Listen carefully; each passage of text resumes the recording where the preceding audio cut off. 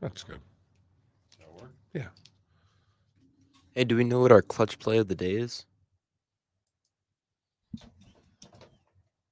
Hey, do we know what our clutch play of the day is? Yep. Mark has a nomination. All right. It's kind of funny. Why, you got something? I don't know. Just asking. Well, no. Do you have something? No. No. But like if you need me to get audio, We will.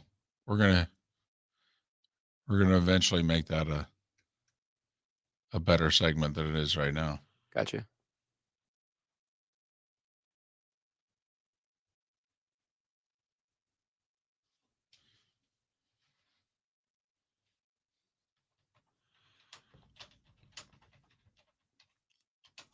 $30.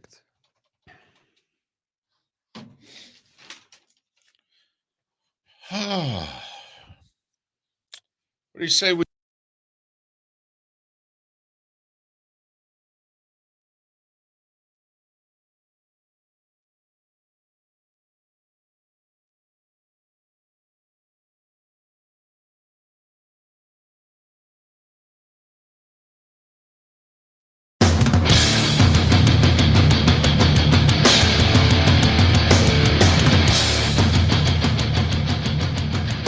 You are listening to Miller and Moulton, exclusively on the Florida Sports Network. And now here's Mark Miller and David Moulton. Top of the morning to you. Happy hump day. How the heck are you, Miller and Moulton, on this Wednesday? Hope your week's going well. We'll get over the hump together here on the Florida Sports Network, floridasportsnetwork.com. How about these numbers, baby? 10, 15, and 22. Huh?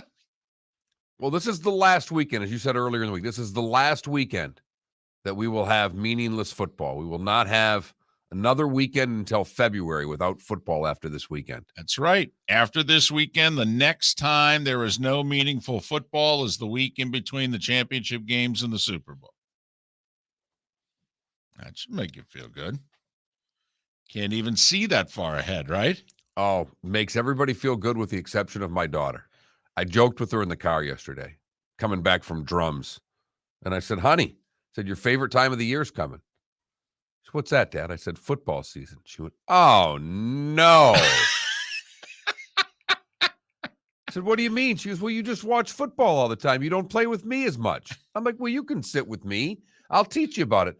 Said, oh, whatever, Dad. There's 40 guys on the field, touchdowns, field goals, whatever. Wow. Okay. She's really got it figured out. Here's the problem, honey. Your mother loves sitting next to me. I told my wife that, and she said, we've got to have a talk. I may have to take her to a Steelers game. There you go. Got a converter. Have to convert her. Miller and Moulton on this Wednesday. Thanks so much for being with us. We have a terrific show. We're going to head on out to Wilmington, Delaware in an hour. Bob Harig was there yesterday for the big meeting. Man, the memes were great on social media. You know, with Tiger flying into Wilmington, Delaware for the big meeting. All right, the big showdown. I mean, all sorts of scenes from movies, you know, from TV shows, you know, of the big bad sheriff. I mean, you can go all the way back to the black and white days and some of those movies. You could be more modern in some of the gangster movies. I mean, the stuff that was out there on social media was spectacular. You think when he arrived, the Edwin Diaz trumpets were playing? No, that would have been great, though. They should have been. I can tell you that much. Just see what the Braves did, by the way. One of their players on Monday night, all right, came up to the plate and they used Diaz's song, and he homered. Oh. Yeah.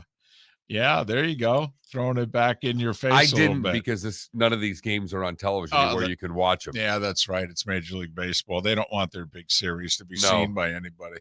No. So I get highlights on MLB Network during the night, David. Look at you finding MLB Network. You really are getting older. Miller and Moulton. So Bob Harig will join us an hour from now. Big Moulton showdown, PGA Tour versus LIV. Really looking forward. David Samson, an hour and a half. And he's been a world traveler literally in the last couple months. He has done things that, maybe on some of our bucket lists. Clearly they were on his. And so we just want to bring him on and just hear about his traveling the world over, some of the things he's done, which is amazing. He's climbed mountains. He's been on safari. And then in our second segment with him, we may talk a little baseball. Possibly. It's possible. I have very little interest. I understand. And I've been watching baseball nonstop. I know. To give you an idea behind the curtain, Mark is walking in and he's just telling me about, if the Jays could get out of their own way and, how about the White Sox the last two nights? And I'm looking at him like, who the hell are you? What is going on with you? You know what I've discovered? And you know how much I love now the Premier League, British Open golf, right? Anything that starts really early. Correct. Well, when does baseball start? These games start at 7:00. Some start at 6:30. It's right in my wheelhouse. It's dinner and then baseball, David. It's funny how that works, Mark. You are the demographic. I mean, that's, I don't know if I'm getting serious, but there's a part of me that wonders, like for Felipe's generation, who they don't follow baseball at all.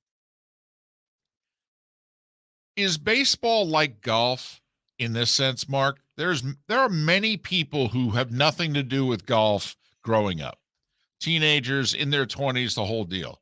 And then they just start living life. And are baseball and golf two sports in which, as you get older and you're at work and you realize that golf becomes a part of like the social life at work, business, your friends, what do? Well, they get together and they play golf, in which all of a sudden you go, man, maybe I need to take up golf.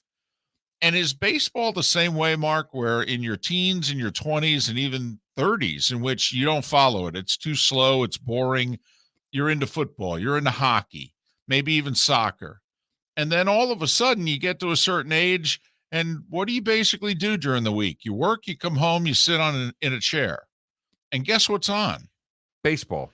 And so all of a sudden in your middle age, do you end up becoming a baseball fan because that's just how life evolves? I doubt you remember this, but this is something I said probably going back 10, 12 years ago, is that one of the things everybody's worried about with baseball is where is the audience going to come from? Right. We're losing our audience. We're losing our audience. We're losing our audience. All we have is this older audience. And what happens when they die? And we have no one to watch the sport. But I always have said to you, is it the baseball fans older, or does the older fan turn to baseball? Is it just something at a certain point where the speed of the game meets the speed of your life and you two coexist in your 50s? Yeah. And you're 52 years old and you have two choices. You could watch something to entertain yourself, or you have to talk to your wife. And you go, where's the clicker? The Marlins are hosting the Padres. But the other side of it is, what can you do in baseball? You can actually do both. True. Baseball doesn't move at a speed. It's not a hockey game where I've got to watch, or a basketball game where every possession. I can watch a baseball game and have a conversation. My wife sat right next to me last night. We had a drink. She likes the Yankees. We put on the Yankees Rays, and we watched baseball. Does she still like the Yankees? I mean, she does realize Jeter doesn't play for them anymore. That's the team that she moved to. When the Pirates traded Andy Van Slyke, she was done with the Pirates. That was 30 years ago. Wow. That's a grudge. No wonder you married her. So when Van Slyke was traded, she was done with the Pirates. Wow. She found this Jeter guy, started to like him a little bit. Just a few years later, right. too. Right. And became a Yankee fan. Okay. And they're the exact same age, which is, born on the same day and everything. So she's a Jeter fan. Would leave me for him right now if she could. And I wouldn't blame her. Did she watch The Captain? We haven't gotten into it yet. We will. Okay. It's on the list. It's like 37 parts. Yeah, I know. It's just, It's when are you going to dive in? But to both of your points, I think it's interesting because I also think that the older fan also goes to more baseball games. well, yeah, because in theory also that's when you start to have disposable income. Right. I mean, you don't have disposable income. And Felipe, barring the unforeseen, I mean, you're not going to have it for about 13 more years. So, I mean, I know you don't think so. You think it's going to take about 13 weeks, but it's going to be a while. Yeah. And so, yeah, I don't know. I think you're onto something, Mark. It's like a picnic almost. I think, if you said it was about 12 years ago that you said it, well, sure enough. And 12 years ago, if it wasn't the Tigers, you had no interest. None whatsoever. Now you're coming in talking about wild card races, the Yankees, how much they're struggling. Can the White Sox keep on keeping on here after they seem to found a little something? Like, what is going on with him? So, all right. But it's true. We've been paying attention. And you were right in the other big baseball game in the Braves-Mets with what's going on the hill for the Mets. Braves had to take care of business last night, and they did. It's funny how the season can seem so long, and it is. And there are so many games, and yet things can turn so quickly. Because not only have the Braves beaten the Mets 2 games in a row, but the Mets, who had as good and as deep a pitching staff as any team in baseball, back-to-back games in which their starters get hurt in the second inning. And the guy who started Monday is already on the IL, and the guy who started last night, they fear, is going on the IL. Just like that, 48 hours. It's not just 2 losses, it's 2 starters potentially on the injured list. And now all of a sudden you look up in the standings and it's separated by 4 in the loss column. And that doesn't seem like too much when you got about 7-8 weeks left in the season, now does it? And I wasn't just saying this to play devil's advocate 2 weeks ago. I said, next time the Mets can beat the Braves when things are really tight in a season-long race, you call me. Because I've been following this team and these 2 teams going head-to-head for 30 years, and the Mets ain't won a race head-to-head against these guys yet. And the Braves know it. And the Braves were talking smack, losing 4 out of 5 in New York. They were like, don't worry, they're the Mets. We'll get them. It's the Jeter line from the captain against the Red Sox. They're going to screw this up somehow. Right. We just know it. What did he say? The Pedro game, Grady Little, game 7 of the 0-3 LCS, and they're down 5-2, and somebody comes up to him against the railing in the dugout and says, oh, man. And Jeter goes, don't worry, there's ghosts. They'll come out sooner or later. Miller and Moulton on this Wednesday, and our buddy Seth Everett will join us 2.5 hours from now. And literally, we have no idea what's on his mind or what'll be on our mind when we get together with Seth. That right there, David, is a fact. Plus, we'll have our clutch play of the day. We'll talk to you a little bit more about the big event we've got going on at Napa with Chase Elliott coming up a week from Friday.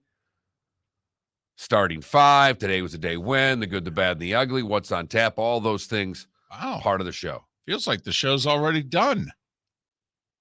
It's got that feel. It does have that vibe to it.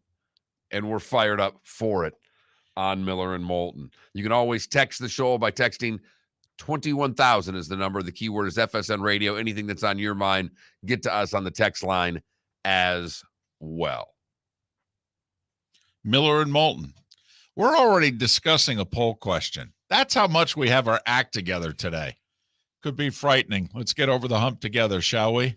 Miller and Moulton, where else? The Florida Sports Network.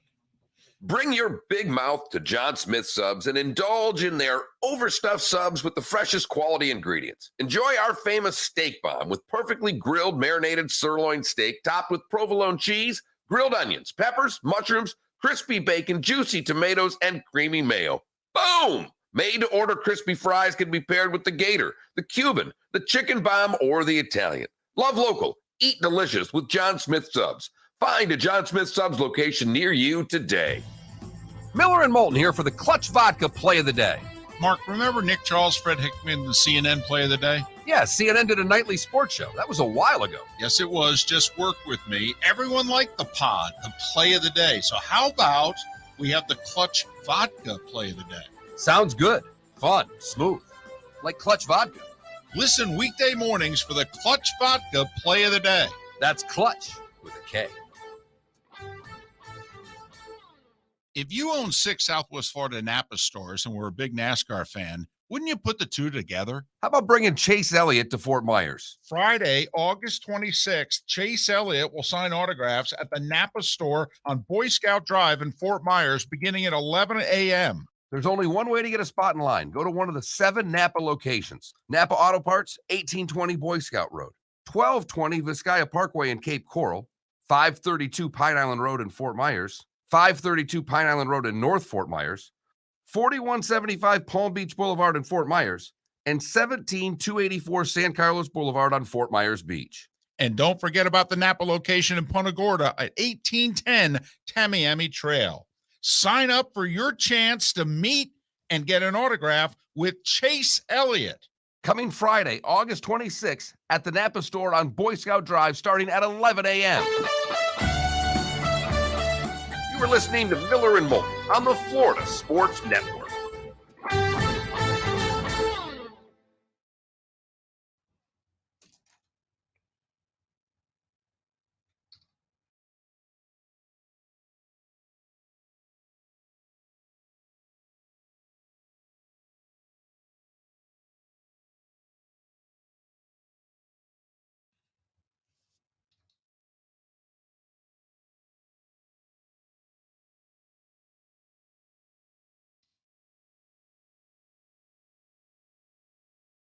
Is there a fourth? Live Tour, Deshaun Watson, UFC to the Big Ten.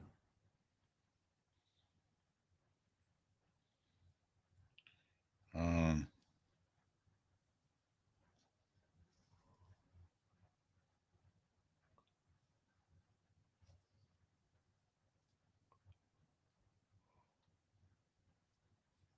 don't. You got anything? No, I really don't. I'm just. All right. All questions up.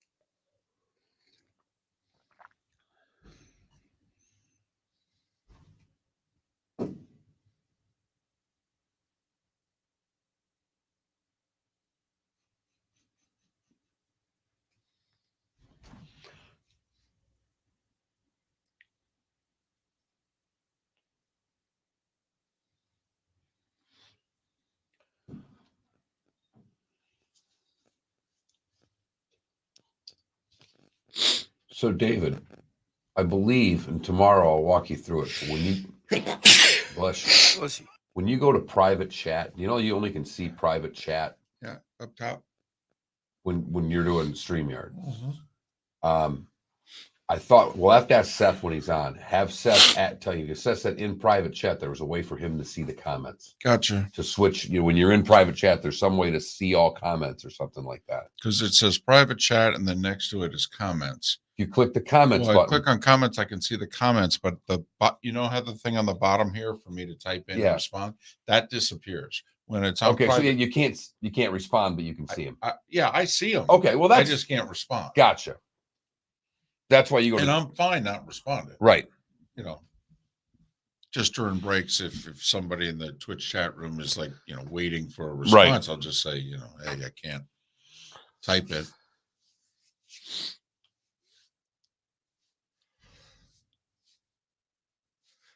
You saw Elon is buying Man U?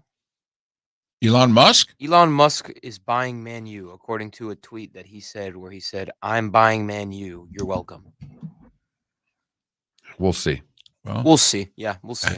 I mean, supposedly he's got enough money he could buy. He's like the Browns in money under the cap. Also, are you seeing this? They did a cover story on John Ruiz. I'm not sure I understand. Oh, nope. SportsCenter did a cover story on John Ruiz. Yeah, well, It's coming up. Cool. Meet Miami's not shady at all, totally real, totally okay, NIL king.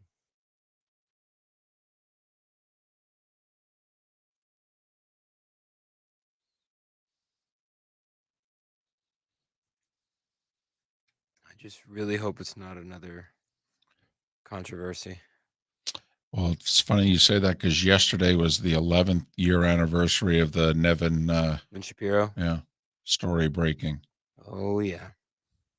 I was in Miami Beach when I heard about that.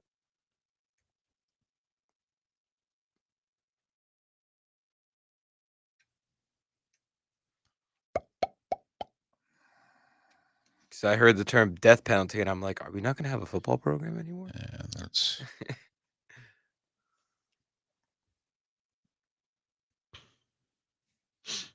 Oh, here it is. no context. I don't even know who this account is. It's no context college football. Tweeted out, David. Yes, or about 12 hours ago. Coming back. Imagine watching Game 5 of the World Series when.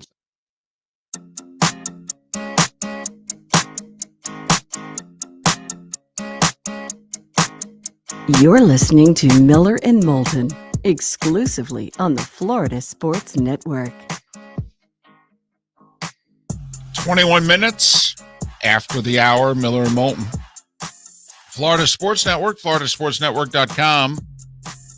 Thanks so much for being with us on this hump day. Bob Harig, live from Wilmington, Delaware, the site of the BMW Championship, round 2 of the FedEx Cup playoffs. Also the site of the meeting. Tiger arriving on the scene like the old sheriff coming back to his stomping grounds just to make sure that things are still in order.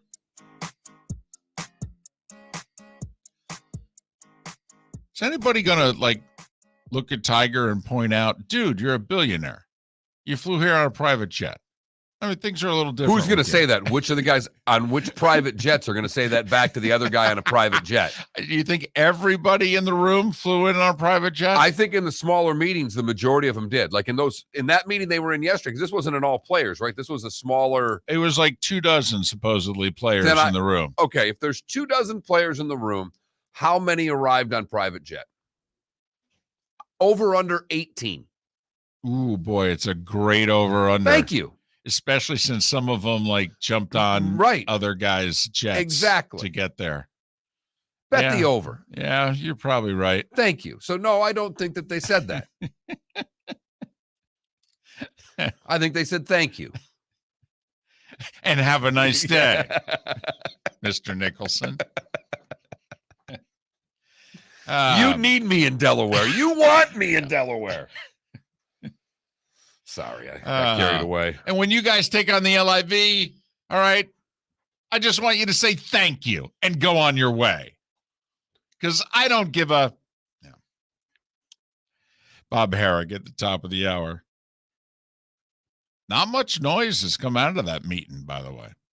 3.5 hours. It was the second meeting of the day, too. Apparently, group of them met, I don't know, rules and his stuff, one of the 90 councils minutes. that they had to meet on, right. And then it was the meeting. I mean, my guess is they had to have food brought in because it was late afternoon into the evening. Just guessing. At least snacks. And it probably wasn't chips and salsa. I'm just guessing. Miller and Moulton. Bob Harig in less than 40 minutes to discuss it.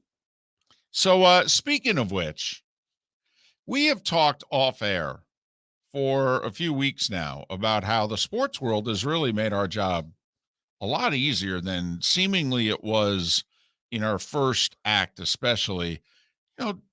June, July, and August were tough months to do 3-4 hour sports talk show. And it really goes back to the pandemic when I feared we were done because what in the world are we going to fill 30 minutes for? Never mind 3-4 hours.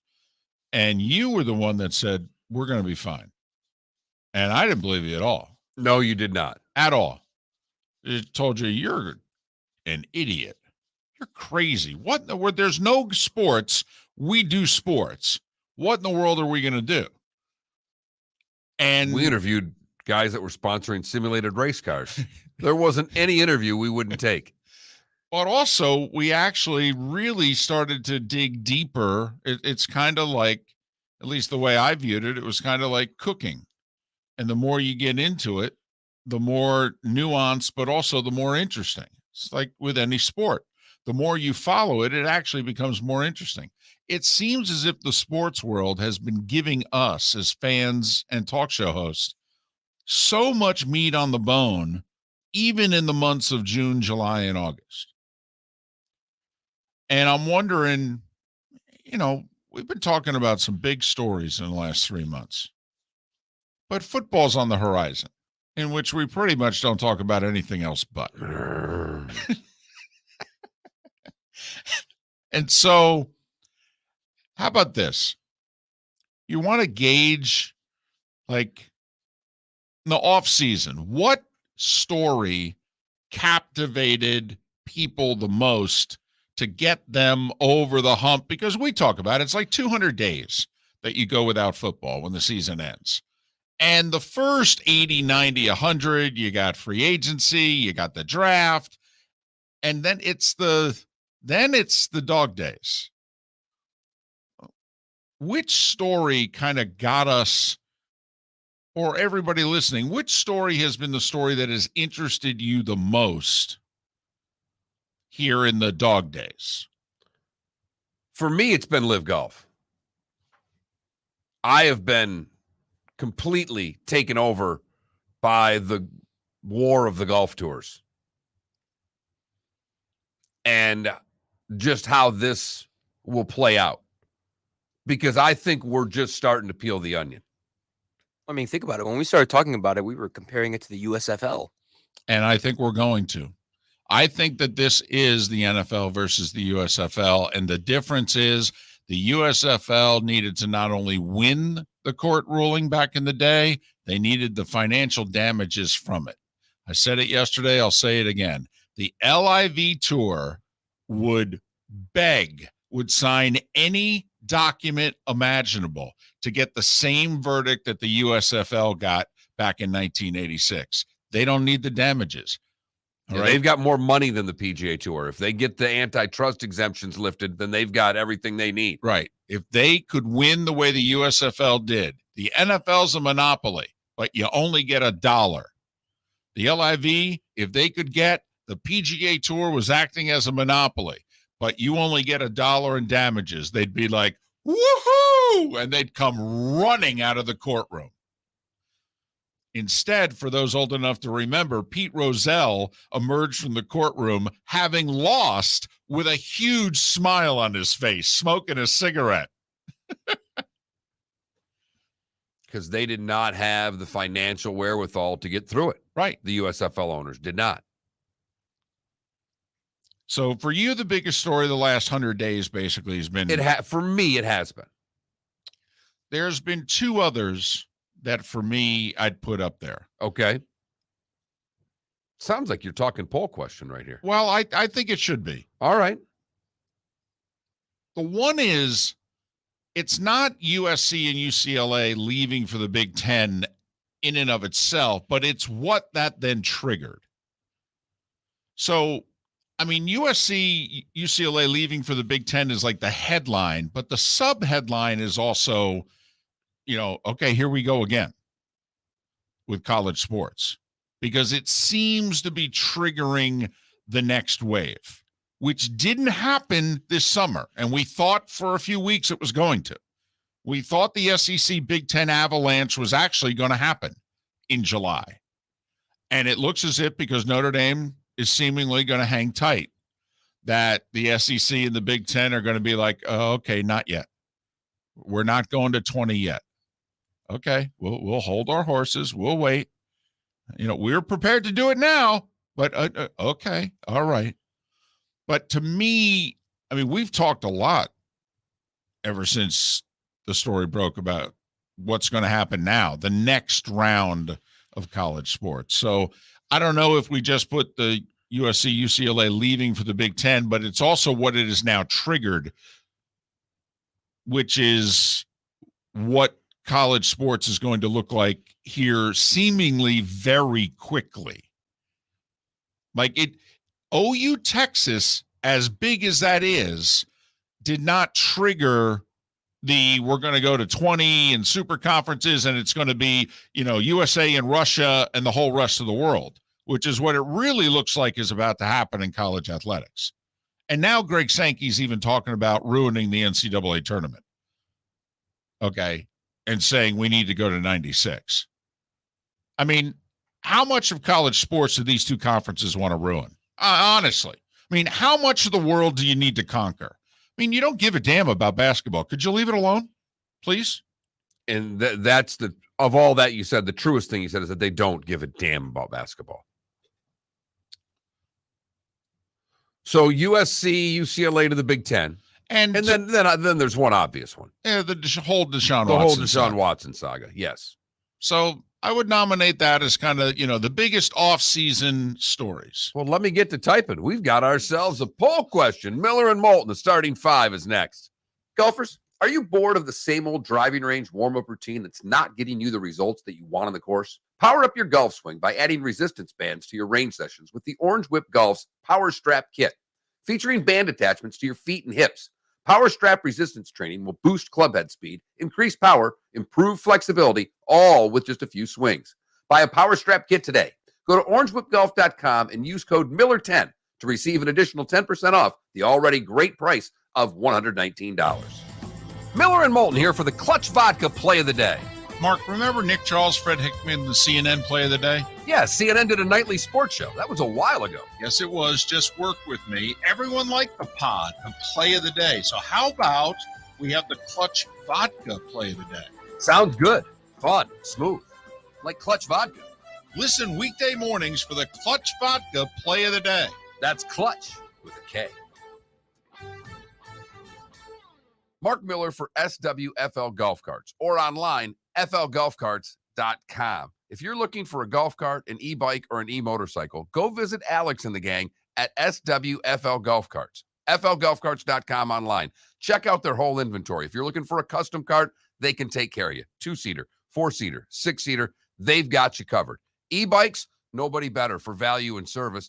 E-motorcycles, check them out. Again, flgolfcarts.com. flgolfcarts.com. David Moulton for Napa Auto Parts, and Napa Filters. Insist on Napa Filters for your vehicles, or if you're a do-it-yourselfer, only buy Napa Filters. Napa has a filter for almost anything on earth that moves, whether it's motorcycles, foreign and domestic cars, vans, SUVs, earth-moving equipment. You get the idea. Napa Auto Parts, Napa Filters. Insist on them for your vehicles, or if you're a do-it-yourselfer, only buy Napa Filters.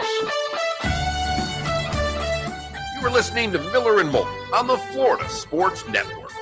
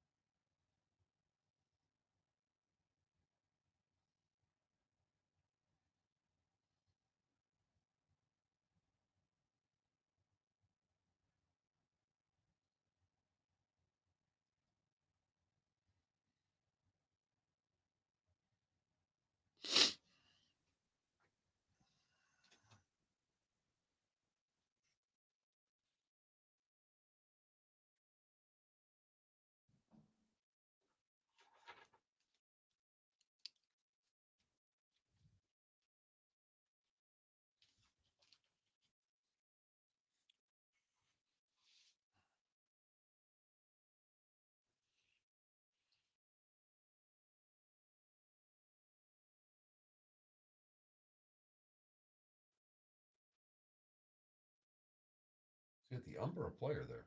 I think it's in the dugout, it's a player.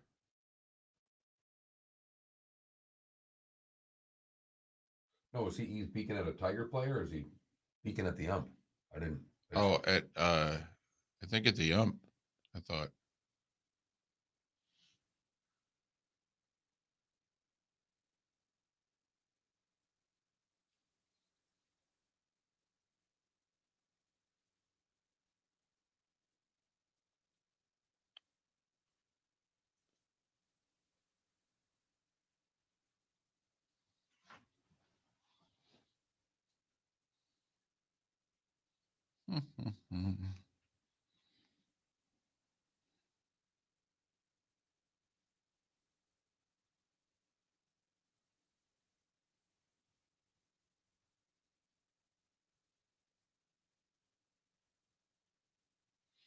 Ugly bag of water. I'm intrigued by the LIV tour, but I do think that they have to figure out a way to make the golf have a little more meaning. You know, I like the players that are on it, and the golf that they're playing is fine, but I mean, they are just playing for cash. There is no other meaning to it. But I just believe the golfers are independent contractors, and as long as they meet the minimum requirements of the PGA Tour to play in 15 events, I think they should be allowed to play wherever they want, whenever they want.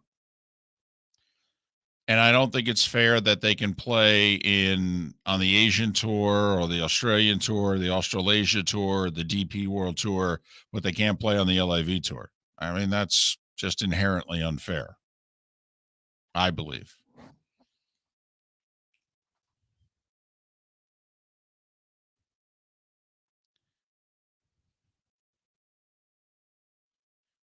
If I was advising the LIV Tour, I would advise them to shut up.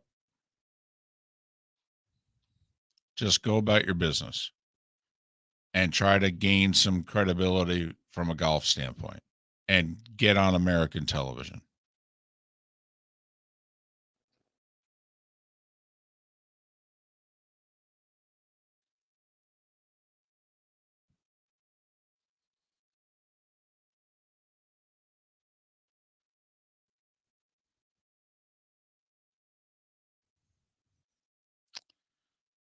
First athlete to appear on a box of Wheaties. I'd love a clue as to what year. Yeah, what year? 15 seconds. I bet it's a tennis player. I'll bet it's a baseball player.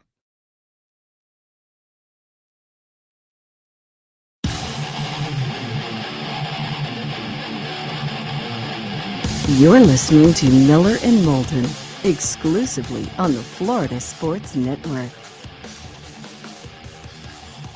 22 minutes before the hour, Miller and Moulton, Florida Sports Network, floridasportsnetwork.com. Bob Harig live from Wilmington, Delaware, the site of the second playoff event on the PGA Tour, also the site of where the players had a big meeting yesterday. Tiger Woods even flew in for it.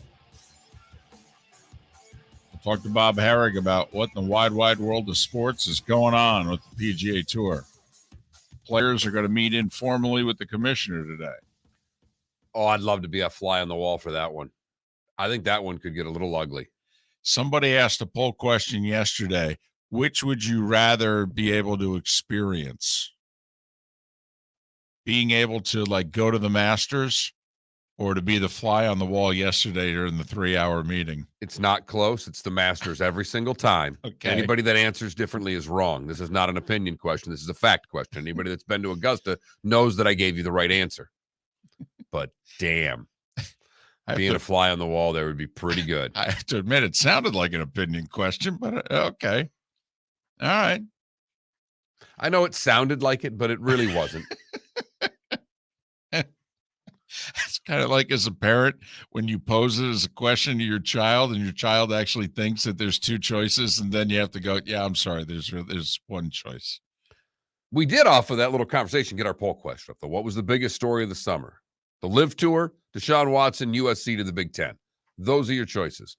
That Mark Miller, the David Moulton, FL Sports Network on Twitter, floridasportsnetwork.com. By the way, I voted USC to the Big Ten because of what I believe it is leading to. I think we will look back 3 years from now, and of the three stories, I actually think that USC/UCLA, but leaving is the beginning of the avalanche. I think you very well could be right. I'm just living in the now. What was the biggest story for me for this summer was the Live Tour. And you know me, I don't live in the now. I either live 5 years backwards or 8 years forward. 5? Well, 55. Depends on the day. Time now for The Starting Five. 5 stories you need to know. It's the Starting Five on Miller and Moulton. Here's number 1. Mark. The 70s were good for me. Tiger Woods flew into Wilmington, Delaware, like the sheriff, returning to the town that he had overseen for many years. Now he's retired, but he doesn't like what he's hearing in retirement in Florida. So he flies back in to go, what in the wide world of sports is going on here? Reportedly, Mark, it's to get everyone on the same page, unquote. PGA Tour players going forward against the LIV, 3.5 hours was the meeting yesterday. Tour Commissioner Jay Monahan was not invited. He is scheduled to meet with players informally today. He has been doing that throughout the year, for what it's worth. Bob Harig in 20 minutes to discuss further. Jets quarterback Zach Wilson, successful right knee surgery. He had just a meniscus tear. So his ACL is in fact intact. They think it's a 4-week recovery. Mark, the opener is in 25 days. Most people now believe Joe Flacco will be the quarterback for the Jets in the season opener against The Baltimore Ravens. That's sexy. So Baker could theoretically Right. be going against the Browns. Flacco could be going against the Ravens. Russ, week 1's going to be playing against the Seahawks. And NFL just... They seem to know what they're doing. And they get lucky. Let's face it. They're on a bit of a roll. Speaking of the Seahawks, Drew Lock was going to start tomorrow the preseason game at home against the Bears. I mean, Pete Carroll announced it yesterday, in fact. Right. 90 minutes later, it turns out Drew Lock tested positive for COVID. He has to kind of stay by himself for 5 days, so he's not going to play tomorrow. I'm stunned they're testing. I am too. Maybe he felt sick. New England, by the way, puts Malcolm Butler on IR. That ends his season. He suffered a hip injury in the preseason opener, in which he started and played pretty well.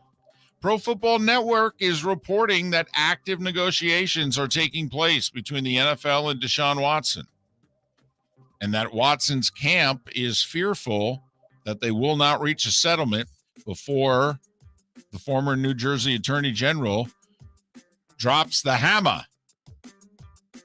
So Pro Football Network kind of gave the indication this morning that they think a settlement will be reached before a judgment is decided. Baseball from yesterday. Randy Arozarena with a 3-run homer in the first. The Rays got 1 hit in the next 8 innings. It was enough. 3-1 Tampa over the Yankees, who have lost 11 of 13. During that stretch, they've been shut out 4 times and scored the 1 run yesterday. They've scored 9 runs in their last 7 games. They've lost 5 consecutive series, something they haven't done since the Bush 41 administration. I mean, they are collapsing. They are 8-17 since the All-Star break. And no one in the AL East can take advantage of it. Nobody's good enough. And they built such a big lead. But, I mean, think about this. While they've gone 2-11, the Jays have gone 3-9 in their last 12. Anyway, Tampa Bay is now in second place because Toronto lost again. Baltimore beat them 4-2. The Jays are hanging on as the 6th seed, just a half a game ahead of the Orioles, who have owned them here in the last week and change. Boston, by the way, has won a few in a row. 5-3 over Pittsburgh. They're still under 500, yet they're just 4 back. Of course, they have to leapfrog 4 teams to make the playoffs, but try to emphasize the positive. Tigers beat the Guardians for the second day in a row, and Cleveland's lead in the Central is down to 1 because the Twins shut out the Royals 9-0. Sonny Gray with 10 Ks and 6 shutout innings. And the White Sox, give them credit, Mark. Second game in a row, they trailed the Astros late. They scored 2 in the 7th, 1 in the 8th. Beat Houston 4-3. So the Twins and White Sox a game back of the Guardians. As for the wild card race, Seattle the 4, Tampa half a game back the 5, Jays a game back of the Rays at 6, half a game ahead of Baltimore, and a game ahead of both Minnesota and the White Sox. So you got 4 teams within a game of each other for the final playoff spot in the American League, and 6 teams within 2 games of one another. Ridiculous. National League. Here come the Braves. Remember when they lost 4 out of 5 in New York? Yeah, they've won 8 straight since. Beat the Mets second straight day in Atlanta, 5-0 to score. Second straight day, the Mets starting pitcher leaves in the second inning injured. Carrasco on Monday is already on the IL, and Taijuan Walker may be joining suit as his back stiffened up. Oh, by the way, the Braves also reached a deal with rookie outfielder Michael Harris, 8-year, $72 million deal. So they buy out the arbitration and the first couple years of free agency. They have really done an amazing job of locking in young talent for a lot of years. The core of the Braves is set for damn near the rest of the decade. Harris, Acuna. I know Olson's not, 22, but they got him locked up for 8 years at first. Tremendous job. Very well-run organization. Them and the Dodgers, 2 best in the National League. Cardinals are close third. Phillies, they're the 5 seed right now. They beat the Reds 11-4. Padres lost again. Toronto Blue Jays, San Diego Padres. San Diego Padres, Toronto Blue Jays. The 2 teams seem very similar. A lot of talent. Seem to be underachieving. Marlins beat them for the second straight night, 4-3. They're the 6th seed. They're a game ahead of the Brewers for the final wild card spot. Milwaukee with 2 in the 11th to beat the Dodgers 5-4. Cardinals have a 2-game lead on Milwaukee in the Central because they edged Colorado 5-4. National League wild card, Atlanta's got a 6-game lead to host the 4-5 first-round series. Phillies have a game-and-a-half lead on San Diego for the 5 spot. Padres a game up on Milwaukee. Let's not sleep on the Giants, who were dead a week ago and have won 5 straight, and they're 4.5 behind the Padres. Cubs, And the Padres did this last year. Yo, boy, did they ever. Did they ever. Speaking of the Giants, they beat Arizona 2-1. Seattle, they're the 4 seed in the American League. They beat the Angels 8-2. Ohtani with 3 more hits. Oakland 5-1 over Texas to snap a 9-game skid, and the Cubs beat the Nats in 11-7-5. By the way, remember the Pirate Rodolfo Castro? He's the cell phone guy. Right. He got suspended for a game. A lot of debate within Major League Baseball and I'll give Major League Baseball credit. They apparently confiscated his phone. Right. Went through it and found that he didn't use it. Right. Wasn't doing anything illegal. Wasn't trying to steal signs, just had his phone in his pocket. Right. And that apparently the phone hadn't been used since like 2 hours before the game. But they were worried about, the whole, first the right.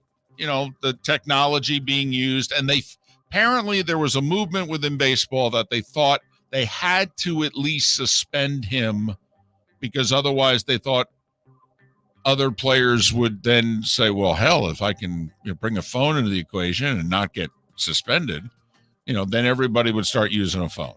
So Rodolfo Castro got a 1-game suspension. He's appealing. Mark, have I ever said anything about you that you wanted to sue me for? No. Well, Patrick Reed's really upset with Brandel Chambly in the Golf Channel. I have to admit, Patrick Reed does seem a little thin-skinned. A little? Patrick Reed is suing Brandel Chambly in the Golf Channel for defamation in U.S. District Court, claiming, quote, calculated and malicious attacks that have had a direct effect on his livelihood. I got to admit, I believe with the first part of that, but not the second part. I do believe it's been calculated malicious attacks, but effect on his livelihood. He signed with the Live Tour for tens of millions. 8 digits. He also claims the defendants are in cahoots with the PGA Tour to damage the LIV series. Yeah, okay. That I believe. Yeah, right. So we agree on basically 2 of the 3 allegations. Yet we don't think he's going to win. Not a chance. Well, Mark, if he does win, he's asking for $750 million. That's ridiculous. You think? I mean, if we already didn't think Patrick Reed was an ass, he put the exclamation point behind it with this lawsuit. I mean, hey, look it. We all get these guys are suing to try to get their cake and eat it too on both tours. But this lawsuit is beyond frivolous. Well, I actually think these guys as individuals are being used by the LIV. I'm even willing to say it's a little bit of a conspiracy. Instead of the LIV series suing the PGA Tour, these individuals are suing them. And I'm willing to bet when all's said and done, we're going to find out who paid for all the suits. No doubt. Serena, by the way, lost her first round match in Cincinnati to 10 seed Emma Raducanu, 6-4, 6-love.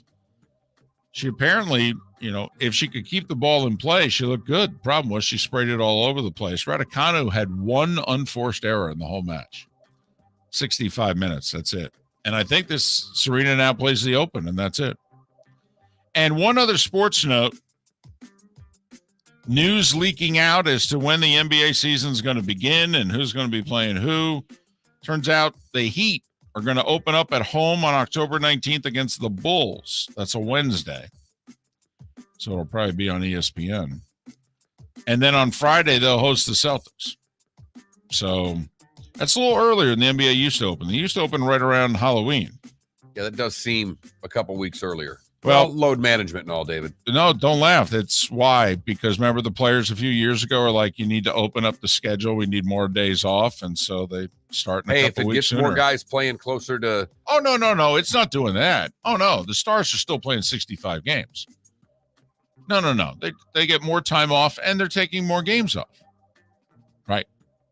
And they're making obscene money. Obscene money. Right. And that was the Starting 5 every weekday morning at this time on Miller and Moulton. Coming up in a half an hour, the Clutch Vodka play of the day. Channel my inner Nick Charles and Fred Hickman there. Once again. Used to run into Nick Charles all the time at Kroger. In Atlanta? When I worked in Atlanta. I was coming home from hockey games about the same time he was coming home from doing CNN sports, grabbing each of us grabbing our Miller Lite beers or whatever it was at the Publix, or at the Kroger rather, there in Vinings. Big boxing fan. We had him on the air when he was very sick and probably had about 6 months left to live. We had an in-depth interview with Nick back in our first act. But so the Clutch Vodka play of the day coming up in about a half an hour. Bob Harig is coming up next, live from Wilmington, Delaware. More of the PGA Tour versus the LIV. And Tiger to the rescue. David Samson in 40 minutes. It's been a while. Miller and Moulton, Florida Sports Network. If you own 6 Southwest Florida Napa stores and were a big NASCAR fan, wouldn't you put the two together? How about bringing Chase Elliott to Fort Myers? Friday, August 26th, Chase Elliott will sign autographs at the Napa store on Boy Scout Drive in Fort Myers beginning at 11 a.m. There's only one way to get a spot in line. Go to one of the 7 Napa locations. Napa Auto Parts, 1820 Boy Scout Road, 1220 Vizcaya Parkway in Cape Coral, 532 Pine Island Road in Fort Myers, 532 Pine Island Road in North Fort Myers, 4175 Palm Beach Boulevard in Fort Myers, and 17284 San Carlos Boulevard on Fort Myers Beach. And don't forget about the Napa location in Punta Gorda at 1810 Tamiami Trail. Sign up for your chance to meet and get an autograph with Chase Elliott. Coming Friday, August 26th at the Napa store on Boy Scout Drive starting at 11 a.m. Mark Miller for SWFL Golf Carts or online, flgolfcarts.com. If you're looking for a golf cart, an e-bike, or an e-motorcycle, go visit Alex and the gang at SWFL Golf Carts. flgolfcarts.com online. Check out their whole inventory. If you're looking for a custom cart, they can take care of you. 2-seater, 4-seater, 6-seater, they've got you covered.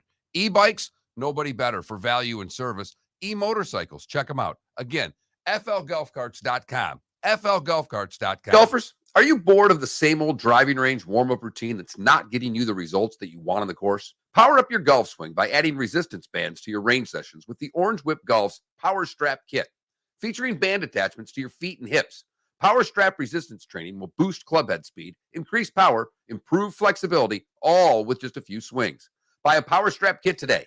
Go to orangewhipgolf.com and use code Miller10 to receive an additional 10% off the already great price of $119. David Moulton for Napa, Napa Auto Parts, and Napa Filters. Insist on Napa filters for your vehicles, or if you're a do-it-yourselfer, only buy Napa filters. Napa has a filter for almost anything on earth that moves, whether it's motorcycles, foreign and domestic cars, vans, SUVs, earth-moving equipment. You get the idea. Napa Auto Parts, Napa filters. Insist on them for your vehicles, or if you're do-it-yourselfer, only buy Napa filters. Miller and Moulton here for the Clutch Vodka Play of the Day. Mark, remember Nick Charles, Fred Hickman, the CNN Play of the Day? Yeah, CNN did a nightly sports show. That was a while ago. Yes, it was. Just work with me. Everyone liked the pod, the Play of the Day. So how about we have the Clutch Vodka Play of the Day? Sounds good. Fun. Smooth. Like Clutch Vodka. Listen weekday mornings for the Clutch Vodka Play of the Day. That's Clutch with a K.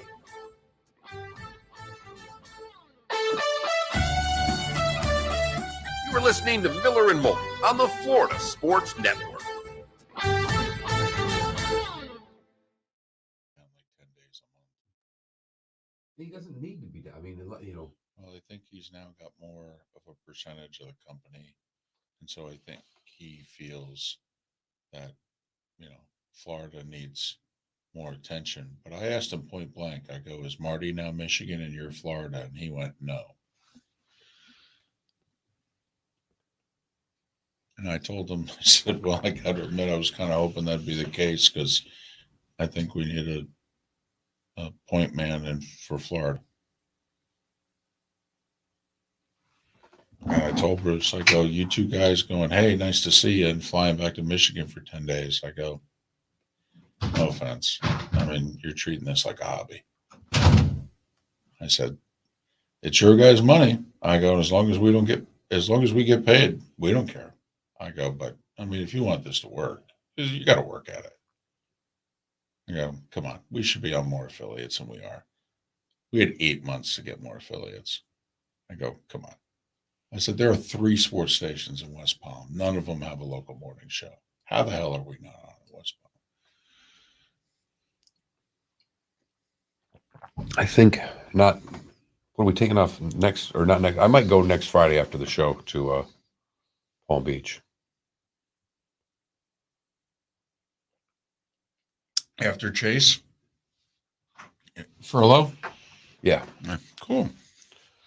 Well, yeah, you get to stay Yeah. through. Or come back really late Sunday, right? Next Sunday. Just because that way I take Maddie to school Monday morning.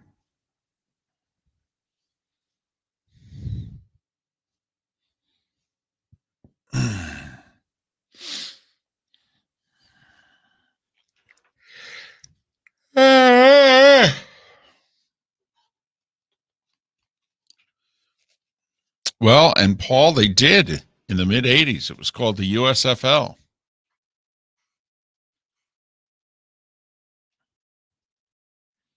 I believe the USFL would still be around if they had stayed in the spring. They probably would have lost about 4 franchises, though, because a few of them were way too overexposed. But I think it would have. They had a network TV deal. They were drawing almost 30,000 a game league-wide on average. I think they would have been fine.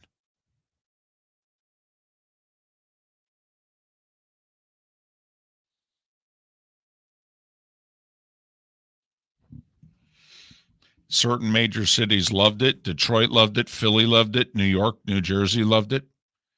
The USFL. I mean, and I'm talking like, those three franchises are averaging 40, 50,000 people a game.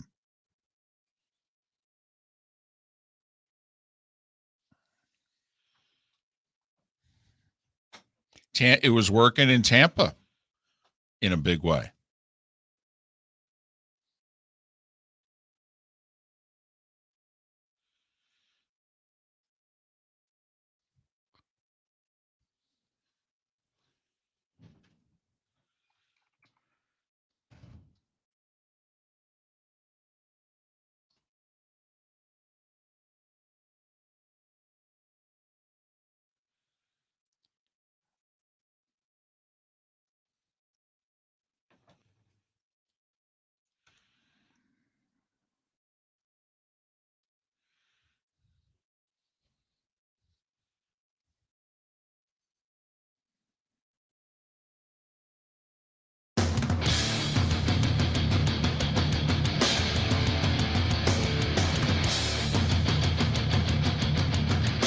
You are listening to Miller and Moulton, exclusively on the Florida Sports Network.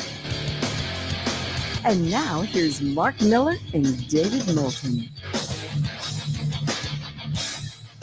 Hour 2 of Miller and Moulton on this hump day. Thanks so much for being with us. Magic numbers are 10, 15, and 22. 10 days away from week 0 of the college football season getting underway. 15 days, 2 weeks tomorrow for week 1 and the 5-day extravaganza to kick off the college football season for many. And it's 3 weeks tomorrow, 22 days away, Bills and Rams at SoFi to kick off the NFL season. The golf season, meanwhile, is winding down on the PGA Tour. 2 events left. Bob Harig covers the PGA Tour and golf for Sports Illustrated. Remember, Bob's also the author of Tiger and Phil, Golf's Most Fascinating Rivalry. You can follow Bob on Twitter at Bob Harig, Harig. Bob, it's David and Mark once again. First off, thanks. And secondly, so who ultimately had the title for the book? Because the rivalry's gotten even more fascinating in the last 6 months. Yeah, it really has. And, if there's a paperback, I need to go back in there and add a bunch. Because really from January 1 on of this year, it's taken another turn. At this time a year ago, I would say that their relationship was, I don't think it was great, but it was, they were okay. They were probably, I don't think they were, calling each other. But if something came up or, ride a couple late or what have you, they might have. But now, they're clearly on opposite sides of this. I mean, the fact that Tiger has taken an out front role in going against Live Golf, where Phil was, one of their biggest gets, just shows it's 180 degrees. So, it's an interesting time, that is for sure, and I'm not quite sure how this is gonna play out. I mean, it's the tour's taking a hard line, and I don't think Liv's going away. Boy, we don't either, Bob. Yesterday, the big meeting, Tiger flies in, a bunch of the golfers get together for what was basically, I guess, getting their notes in line for their meeting with Jay Monahan today. Any word of what came out of yesterday's meeting, Bob? Nothing specific other than I think what you just said, getting some ideas together. Tiger already left. He's not going to be there today. But so this was just him and, however many guys, 15, 18, 25 other players. And, it almost sounds to me like sort of a rallying of the troops type of a gathering, hey, you need to do this, or you need to do that, or you need to hold firm, or what have you. I am sort of been, for the last day here while we've known this was going on, I've been wondering, at this point, what can Tiger or any of these guys really do? I mean, it's almost too late. You know, I mean, they've not stopped Liv from launching. They've not really stopped guys from going. I mean, yeah, I'm guessing there's some guys who've thought about it, who've backed off, you know, when they've learned that the PGA Tour was going to have this hard line. And that was, you know, I'm sure that was the intent. But they haven't stopped everybody. And there's a guy, you know, the expectation is that Cam Smith is going to go. That's a huge get for Liv. And, you know, what's to say there won't be a couple of more by the end of the year. And then once they get going next year, they're pretty much locked in. But as it keeps going, and if they continue to play, and if they get any traction, then guys will look at it and go, well, hey, I think that looks pretty good. And then they maybe lose a couple more players. You know, and ultimately, I think we are the ones who are hurt. You know, say what you want about some of these guys, but you know, a year ago this week we had one of the best events on tour, Cantlay and Bryson DeChambeau in a 6-hole playoff that Cantlay ultimately won. You know, that can't happen now.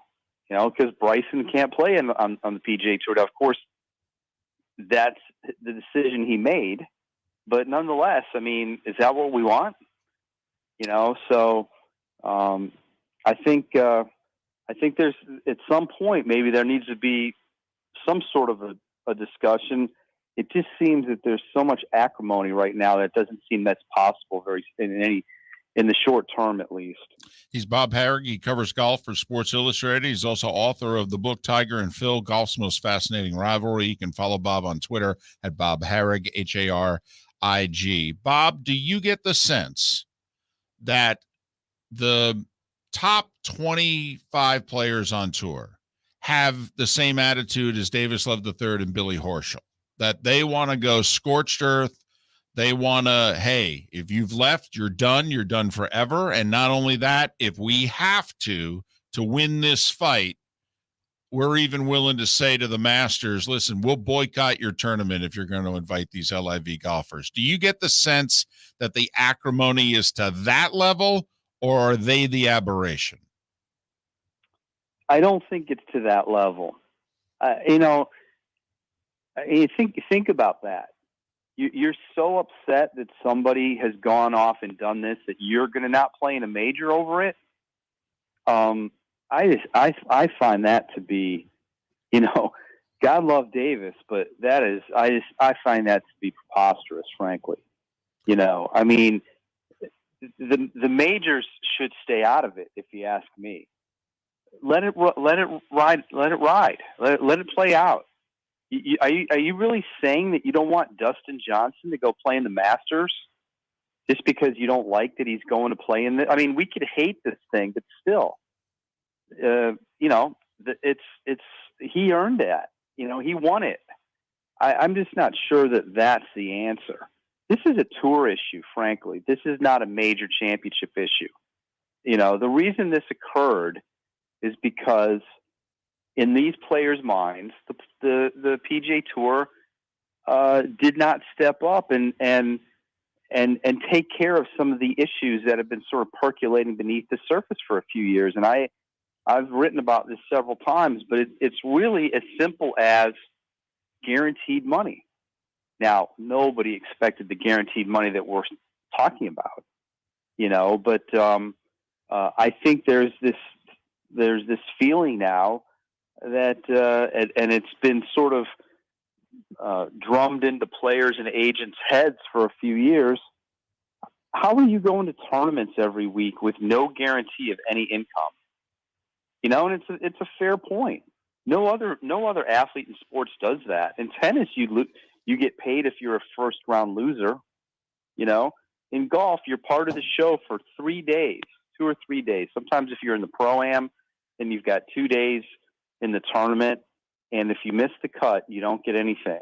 And that just sort of goes against everything in the world today. There's not too many of us who would spend their own money to go to some place of work and work for half of the time and walk away with zero. I mean, I can't think of too many lines of work where you do that, where you do it on spec to that degree. So now that's not to say that these guys aren't well compensated when they perform. Obviously they are, but that's what it's come down to. So, I mean, yes, there are some guys with a hard line. I think their hard line of if you go away, stay away. I get that. I think that is shared. I think we saw that last week with the first stage of the lawsuit. But I'm not sure guys are wanting to boycott majors over this. Even though, let's be honest, they have their issues with the majors too. I think there's a sense that, there's more revenue that should be going to the players from those tournaments too. But ultimately, I think these guys, they know how big those tournaments are, and their feeling is hey, if you guys don't want to play on the PGA Tour, that's fine. Then don't. Don't try to come back and play on the PGA Tour after you've left us. All right, Bob. With this meeting, now we're going to talk to Jay Monahan. How much is Jay Monahan in any sort of trouble? Because one, he neglected to even think the LIV Tour was going to get off the ground. Two, after the fact, most everything the LIV Tours wanted, he started to acquiesce to and give to on the PGA Tour. So how much do you think Jay Monahan, if any, is in trouble today? Yeah, it's a good question. I mean, I frankly don't think he should be. The players are part of this as well, and while obviously he runs the show, I'm not sure there was a big concerted plan that would have stemmed this, stopped this from happening. Yes, he has come up with things that you've mentioned that have enhanced the tour since LIV started, but I contend a lot of that was in the works. When they signed the new TV deal a few years ago, which kicked in this year, they knew that they were going to have X amount of revenue coming in, over the next 8-9 years. And so they had plans to enhance the tour. They were going to add money to the FedEx Cup bonus pool, which they've done. They've already enhanced the player impact program, that Comcast business thing that, the top 10 players through the last event. Now, I actually happen to think that something like that is not worthwhile. You're rewarding guys for doing things they were going to get rewarded for anyway. And it's all based on performance. But these things, maybe his mistake was he didn't come out early enough and announce it. Like, we only learned this summer about the enhancements to tournaments starting next year. My guess is a lot of that was in the works, and he was holding back. And they're over the next few years, purses will increase. They always do. That's been part of the game plan. But once again, where have they addressed guaranteed money? The only place they've done that is with a plan they have for starting next fall, where they're going to have this 3-event global series. And, depending on where you finish in the FedEx Cup, you're going to get in and you're going to get paid no matter what. And the money's going to be big, but they really haven't explained what that is. Right. And, they haven't said, how it's going to work. Now there's been some talk that maybe that's going to be enhanced. Bob, we're kind of pressed for time here. We got like 10 seconds. Very good. Thanks again for having me. I appreciate it. Nope, we appreciate it, Bob. Safe travels. Bob Harig live from Wilmington, Delaware. He's at the BMW Championships, and the players meet with the commissioner later today. Golfers, are you bored of the same old driving range warm-up routine that's not getting you the results that you want on the course? Power up your golf swing by adding resistance bands to your range sessions with the Orange Whip Golf's Power Strap Kit. Featuring band attachments to your feet and hips, Power Strap resistance training will boost club head speed, increase power, improve flexibility, all with just a few swings. Buy a Power Strap kit today. Go to orangewhipgolf.com and use code Miller10 to receive an additional 10% off the already great price of $119. Miller and Moulton here for the Clutch Vodka Play of the Day. Mark, remember Nick Charles, Fred Hickman, the CNN Play of the Day? Yeah, CNN did a nightly sports show. That was a while ago. Yes, it was. Just work with me. Everyone liked the pod, the Play of the Day. So how about we have the Clutch Vodka Play of the Day? Sounds good. Fun. Smooth. Like Clutch Vodka. Listen weekday mornings for the Clutch Vodka Play of the Day. That's Clutch with a K.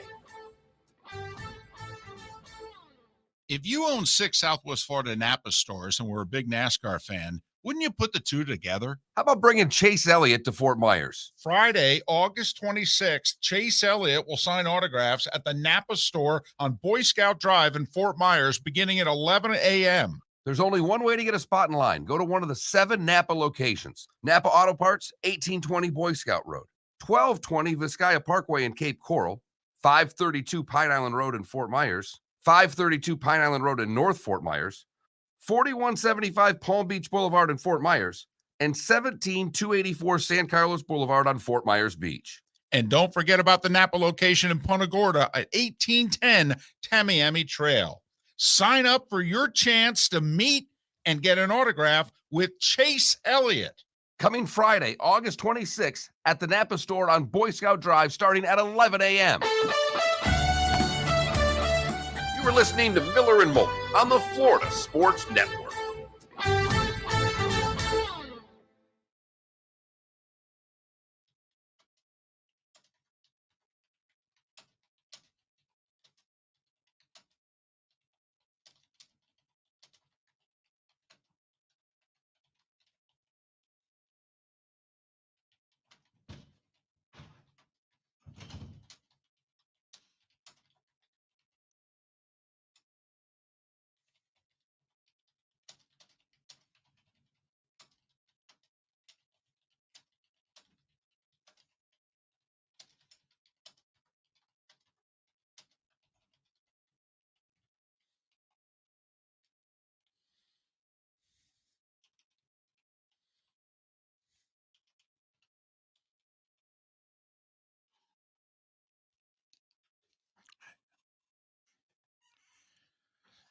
For anyone who cares about this issue, and Mark, I don't know how you feel, I believe the tour's going about it all wrong. The tour seems only interested in placating the top 25. You know, the extra money seems all for what? Guys who make the final 30 in the tour championship, the whole 10 most popular guys on tour. Well, they're all swimming in money. They're all making 8 figures annually between what they earn on the course and their endorsements. Now, you could argue they deserve more. Yeah, absolutely. They deserve more in comparison to what guys make in the other sports. And even I thought the best point that Bob made in that whole interview was you lose a first round tennis match, you still get paid. Right. That to compare Yes. 2 similar sports. Yep. Tough to compare it to a stick and ball, but to compare it to tennis, you lose in the first round, you get paid. And that, to me, is where I feel the tour is still not addressing and is their big thing. That first off, if you're one of the 156 in the field, you got to get a check. Even if it's $8,000, pay your expenses in your caddy. Right. By the way, you have to pay to get in the tournament. You don't get in for free. Now, I think it's, $750 or something like that. But so that's the part of where the tour is not addressing. And the tour, to me, still seemingly doesn't care. And also look at what they've done now. This is the last year that 125 make the FedEx Cup playoffs. Next year, it's the top 70. So once again, who are you placating? You're placating the most successful. Yeah, I don't understand that move, by the way. They said they're trying to make the regular season more meaningful and Okay. Yeah.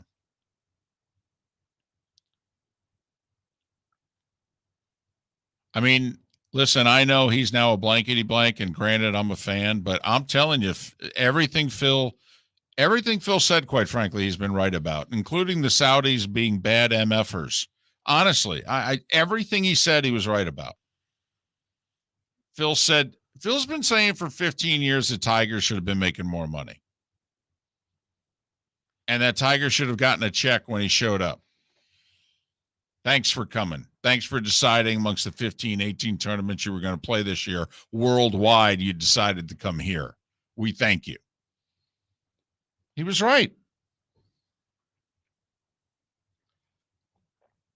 Also, he said there's $800 million sitting in a fund. For who? We're the players. Shouldn't that money be going to us? And now, miraculously, $55 million has appeared. Miraculously on the scene.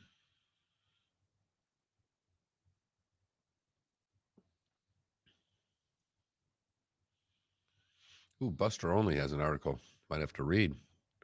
When does a rebuild fail? Inside Detroit's disaster and what it means for your team. I have to read that.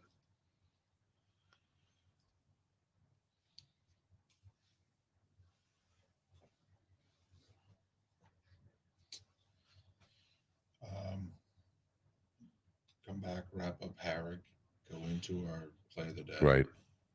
And then Samson. What's the name of that Browns coach on Hard Knocks one time where he goes, and his gut? Oh, yeah, the Bob, I thought. Oh, the line. You talking about the line coach? Yeah. Yes, his gut quenched every time he said. It's funny. I saw a video of him yesterday. He was talking about. It is behind a paywall, but I have ESPN Plus now because I got Verizon, and their new Verizon deal gives you the Hulu for ESPN Plus. Ooh.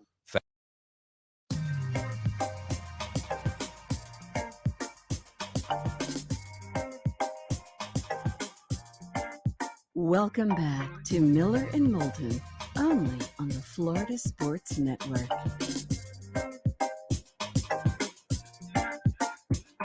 It's 21 minutes past the hour. Miller and Moulton, Florida Sports Network, floridasportsnetwork.com.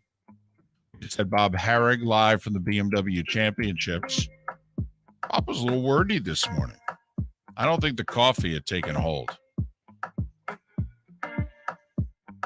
He had some Tim Brando answers for us. He this did. morning. He did. But you could tell, and he has written about it extensively at Sports Illustrated. Follow Bob on Twitter at Bob Harig, Harig. You could tell he doesn't think the PGA Tour has handled this well. And he still doesn't necessarily think that they're going about it the right way. And he thought, the one thing I took from the interview, one point he made that I really thought was right on when it talks about guys who miss the cut getting paid. You lose a first round tennis match, you get paid. That to me is apples and apples. You can't get into stick and ball sports. But he genuinely had no idea how this thing's going to end up. I mean, he has no clue. It didn't even seem to have a feel one way or the other. But did laugh at the players saying they're going to boycott majors to try to impact Live Golf. I do think coming out of this tournament, they're going to announce if you leave for the LIV, you're done. Here's what I wonder. If, let's just say you're Rory, and I'm below you on the totem pole, but I'm in the room. And if I say, hey, how about we offer this? We give people till Monday to come back. Anybody who wants to come back, you can come back. Okay? Basically, it's a mulligan. And we're not demanding that you return the money or give it to charity or what have you. You know, listen, we get it. Liv's going to demand you give the money back. Yeah, they're not going to. But you deal with them. But listen, we'll give you till Monday. You want to come back?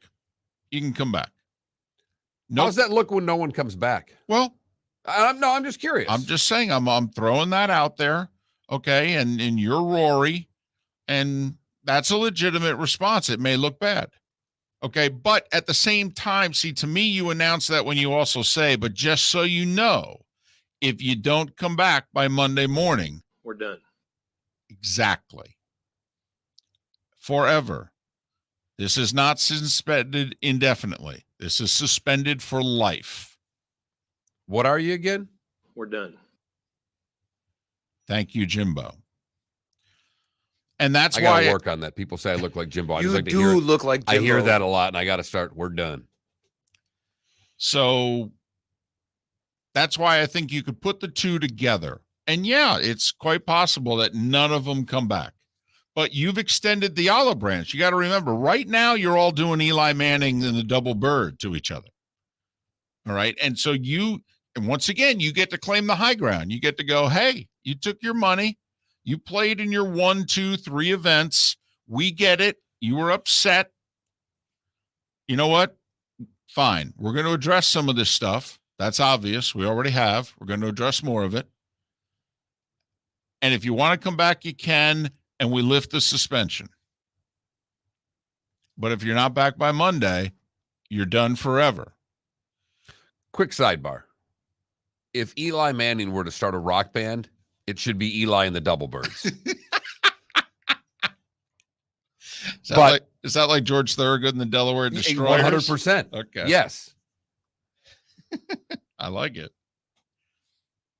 I think your proposal's interesting. I think the one thing here is if the players agreed to it, would Monahan? And I don't think that he would.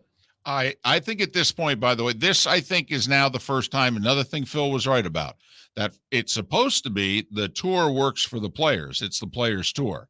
And I think up until maybe today that Jay Monahan has dictated to the players. I think now it turns. We'll see. Because I think if you're Rory and I'm Monahan, you have the power if you want it. And you could look at me and go, hey, you've totally screwed this up. We told you this was a real threat. I mean, there are people in this room that seriously consider going. I mean, Ricky Fowler flew in with Tiger yesterday to the meeting. There's been rumors for 2 months that Ricky was signing with LIV. I mean, basically, JT and Spieth talked him out of it. Yeah, and the fact that enough guys left that he was able to get his way into the top 125 and keep his card. There you go. I mean, if we, you and I have talked about this a couple of times. You watch the tournament, the guys that got to the top 70 the next tournament all got in because guys left. Right. So for the reporter who was all upset that 126, 127, and 128 didn't get in, actually 126 through 135 got in because of the defections off of the PGA Tour for Live Golf. So would you be willing to extend that olive branch? Would I be? Yes. I don't think they will be.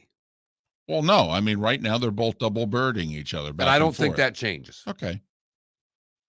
I don't think the olive branch comes. I think there's far more likelihood of your second part of the equation that the dead to me part could be coming out here. By the way, Jim and Alva in a Twitch chat room said, what if Phil came back? Now that'd be funny. That'd be funny. It would be funny, but they've got the top players back on the same page. Just shows that they don't care as much about the bottom end players. This is all about the guys at the top. Totally. And, I'm waiting for that divide to happen on tour. When do a few of the guys who represent the middle of the tour, rise up and take on Rory and JT? I don't know if they can because the middle guys on the tour don't matter. They don't move the needle. They don't sell tickets. They don't do anything really but collect checks. Which is funny, though, because those middle guys could say, hey, you still have like 43 events. You need us. By the way, because those guys that you love, that you're kissing their, you know what? They play 15 to 18 of these suckers. You know who's playing the other 25 to 28? That's us schmucks. Okay? So what, And you're getting well compensated for being one of those. No, we're not. In fact, if we play, we can make nothing. And you can't have an event without us. So curious if that ever happens. I think the tour would take the attitude towards them that you just did. And I know you were role playing, but I do think that's what comes out of this. I think the tour says, by the way, you're done. You know what they probably all needed? Some clutch vodka. Oh, boy, could they ever. And that leads us right to our clutch vodka play of the day. And today I'm going off the beaten path for the play of the day. Patrick Reed is my nomination for the clutch vodka play of the day. Wait, what? There's Scorched Earth and there's Patrick Reed Scorched Earth suing Brandel Chambly and the Golf Channel for $750 million. What? $750 million. What? For defamation. conspiracy to make him look bad. Calculated and malicious attacks that have had a direct impact on their livelihood. And not only that, they're in cahoots with the PGA Tour to make us look bad. And we believe 2/3 of this lawsuit. The calculated and malicious attacks and in cahoots with the tour to make us look bad. But it didn't do anything to affect his livelihood because he could still play on tour and make money, and he left for Live Golf, and he's making even more money. Not only that, Patrick Reed just finished T31 in an Asian tour event, for goodness sake. So how are we affecting his livelihood? So suing the tour in Chambly. You got something better for play of the day? Listen, anybody who wants to slap Brandel Chambly, I'm all for. So that's my clutch vodka play of the day. Patrick Reed, you did it, sir. You're clutch with a K. Well done, Mark. Well done. Mark said to me, he didn't tell me what he was going to do. He said, I got the clutch vodka play of the day. I went, oh, okay. All right. Nice. Clutch and squirt. That's my go-to right now. Well played. Miller and Moulton. One of our favorites, David Samson. It has been a while. That's because he has literally been traveling the world.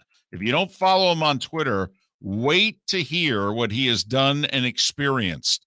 And we may actually talk some baseball at some point. David Samson next. Golfers, are you bored of the same old driving range warm-up routine that's not getting you the results that you want on the course? Power up your golf swing by adding resistance bands to your range sessions with the Orange Whip Golf's Power Strap Kit.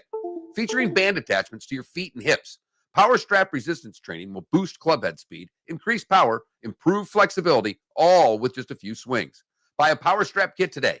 Go to orangewhipgolf.com and use code Miller10 to receive an additional 10% off the already great price of $119. David Moulton for Napa Auto Parts, and Napa Filters. Insist on Napa Filters for your vehicles, or if you're a do-it-yourselfer, only buy Napa Filters. Napa has a filter for almost anything on earth that moves, whether it's motorcycles, foreign and domestic cars, vans, SUVs, earth-moving equipment. You get the idea. Napa Auto Parts, Napa Filters. Insist on them for your vehicles, or if you're do-it-yourselfer, only buy Napa Filters. Bring your big mouth to John Smith Subs and indulge in their overstuffed subs with the freshest quality ingredients. Enjoy our famous steak bomb with perfectly grilled marinated sirloin steak topped with provolone cheese, grilled onions, peppers, mushrooms, crispy bacon, juicy tomatoes, and creamy mayo. Boom! Made-to-order crispy fries can be paired with the Gator, the Cuban, the chicken bomb, or the Italian. Love local. Eat delicious with John Smith Subs. Find a John Smith Subs location near you today. Mark Miller for SWFL Golf Carts, or online, flgolfcarts.com. If you're looking for a golf cart, an e-bike, or an e-motorcycle, go visit Alex and the gang at SWFL Golf Carts. flgolfcarts.com online. Check out their whole inventory. If you're looking for a custom cart, they can take care of you. 2-seater, 4-seater, 6-seater, they've got you covered. E-bikes, nobody better for value and service. E-motorcycles, check them out. Again, flgolfcarts.com. flgolfcarts.com. You were listening to Miller and Moulton on the Florida Sports Network. In my opinion. I don't know about you. No, I don't know how you do it has to be the focus of your coverage almost. I agree.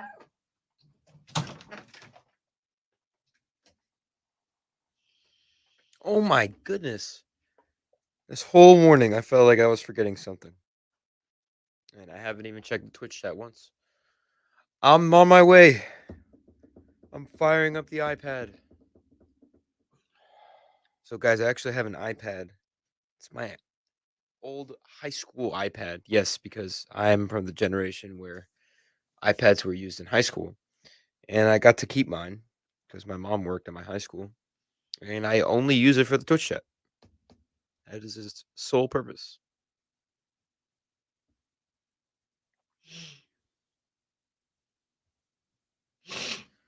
Oh, Brandon Crawford for the win. B-Crawl.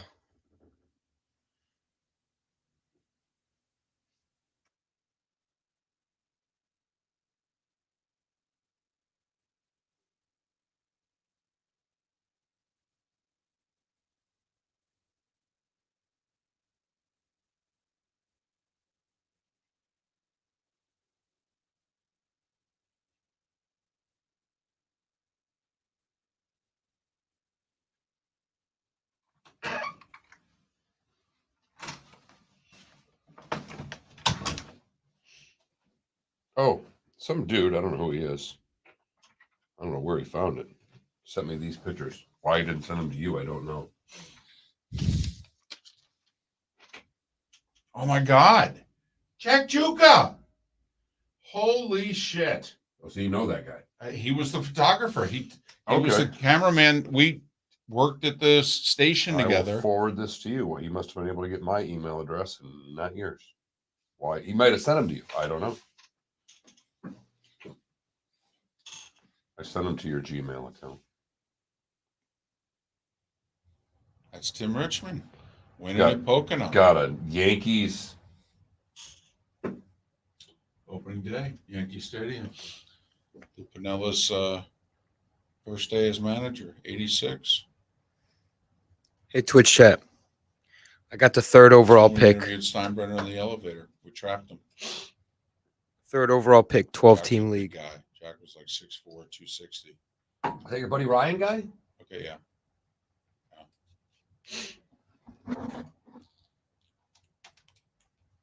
And George said to Jack, he goes, you can get that camera running. By the time those doors open, I'll stay and do the interview.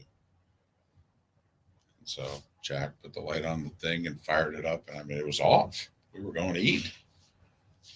And the door opens. And Jack's not quite ready yet, but Jack lied through his teeth and said, we're ready. Okay. And I kind of hemmed and hawed for 8-10 seconds. Jack was, and sure enough, he's kind of zooming in and wiping. I'm going Jefferson. I'm asking the first question. Pulling this one, right? Just want to make it known I will be selecting Justin Jefferson with the 3rd overall pick in my draft. So, me too. Gee, did you get that advice somewhere? Do you fill out the thing and get your cheat sheet from Roto? I took my notes.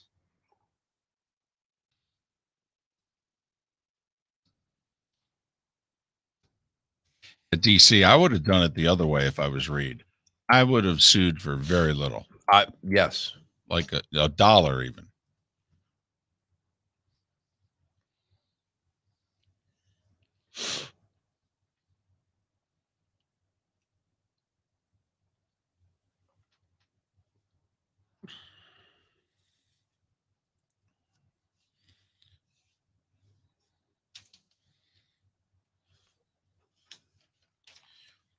In RCB, we were talking about that. We're not sure that the Jays have enough pitching and that the Rays have enough healthy players. I know they're getting some of them back, but the other thing is, I mean, You know what you got to do to catch him? I mean, are we sure the Yankees, come on, they've lost.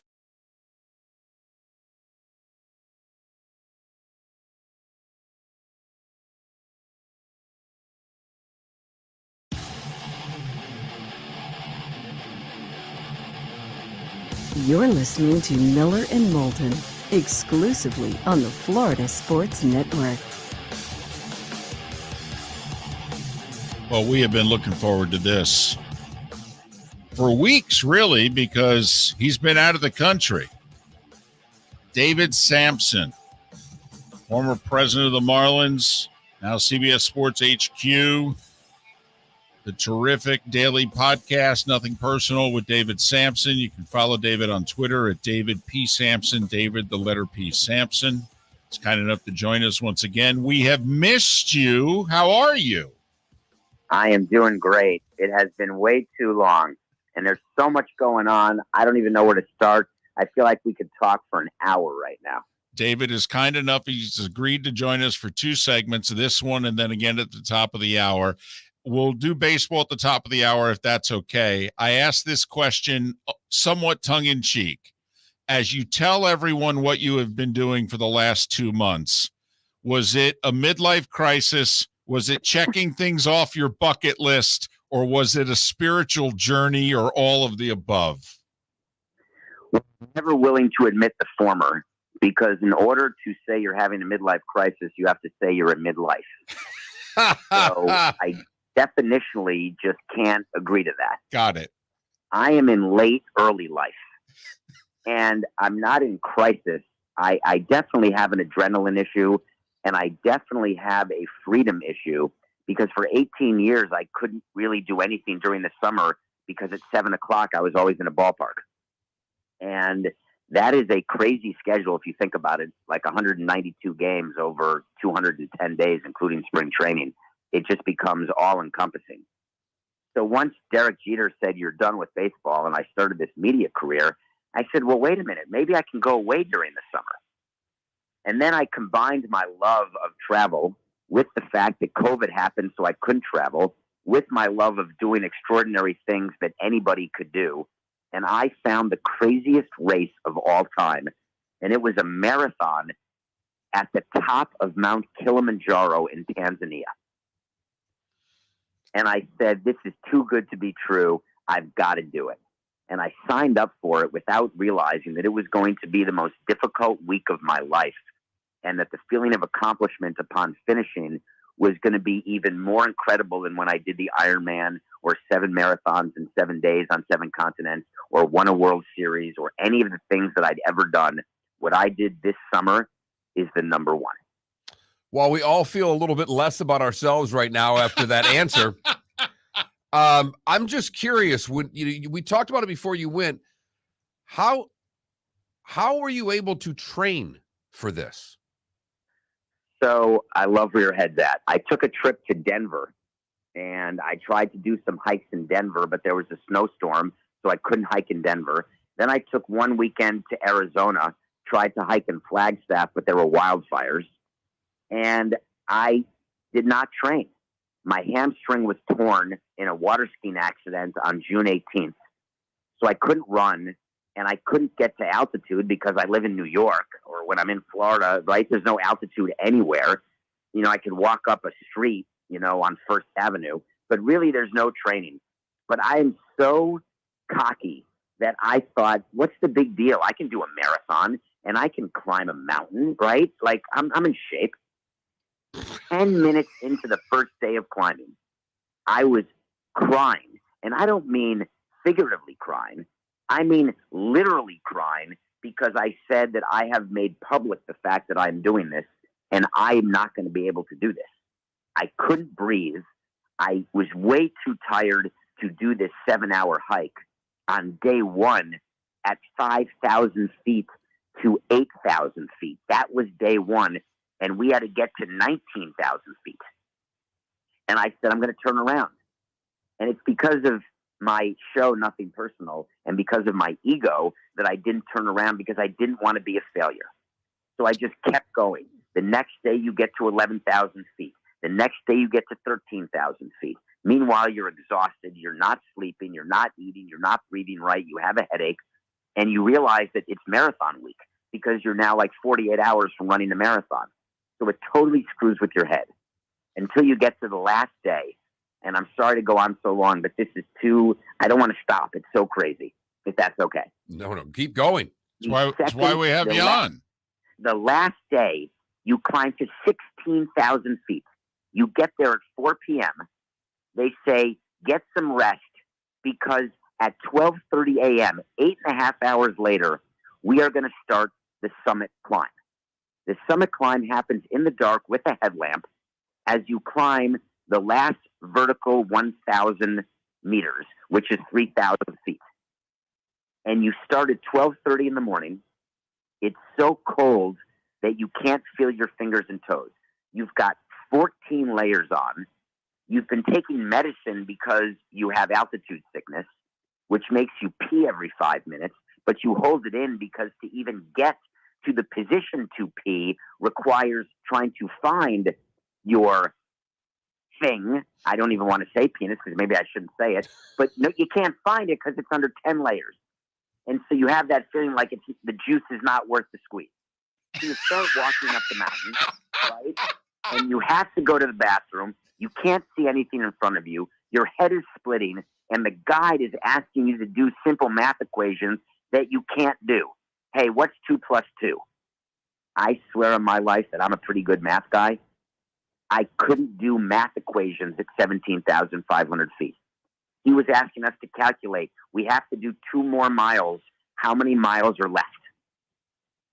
And we'd be like, and I'm with smart people, right? There's 21 of us who are ultra marathoners, and we're getting ready to run a marathon. We're trying to set a Guinness Book of World Records, and we are bumbling idiots. And we still keep going. So at 7 a.m., we get to the summit. As the sun is rising, everyone is crying. Everyone is excited. Only 20 of the 21 people who started the climb of Kilimanjaro 5 days earlier made it to the summit. You're at the summit. Meanwhile, you're watching people getting carted down on stretchers with oxygen in their nose, stumbling, fumbling, losing their minds, trying to figure out where they are, what they're doing. And we, our group, was about to start running a marathon. So we get to the summit, we take a photo, and 11 minutes later, the bell goes off and the marathon starts. Hold We've on. been hiking for 6.5 hours, and then we start the marathon. Hold on. And so, Hold on. You do 6 miles up a mountain, you get 11 minutes? 6.5 hours up a mountain, and you get 11 minutes before you start the marathon. You can't sit. You're at 19,300 feet. You can't breathe. It's not meant for people to be there. It's not like you go to the summit and have like a nosh or a cup of joe, right? You get up there and take a photo and get the hell down. It's not safe. There's no oxygen. You don't have oxygen in your nose. And then the funny part about oxygen, if I can digress for a minute, when you're at high altitudes, your body acts like a generator during a hurricane. And I know your audience can appreciate this. When you put a generator on when you have no power, you have to pick and choose what your generator is going to operate. Don't open the freezer. That'll unfreeze stuff. Only open the fridge once a day, right? Don't use that bathroom because we're only going to use this bathroom, right? That is very normal. The body does the same thing when it doesn't have oxygen. It sends oxygen where it's needed, the remaining oxygen, and it's needed to keep your heart going. It's needed to keep your blood flowing. It doesn't help with muscles, so your muscles are killing you at 17,000 feet because there's no recovery, because there's no oxygen being given to your muscles to help them. There's no oxygen being given to helping. Can you imagine a generator helping your Sirius XM radio work? Like, that seems like a waste. So the oxygen is not, and I don't mean that about Sirius, it's just not necessary to live. Your oxygen is not helping you do math equations. So you forget how to do math because the brain doesn't need to do that to survive. So all of that is going on at 19,000 feet, and everything takes longer. We changed into our marathon clothes, and we rehearsed the change at 13,000 feet, and it took 5 minutes. When we changed into our marathon outfit after summiting, we went down from 19,000 to 16,000 in our winter stuff, then changed into our marathon garb.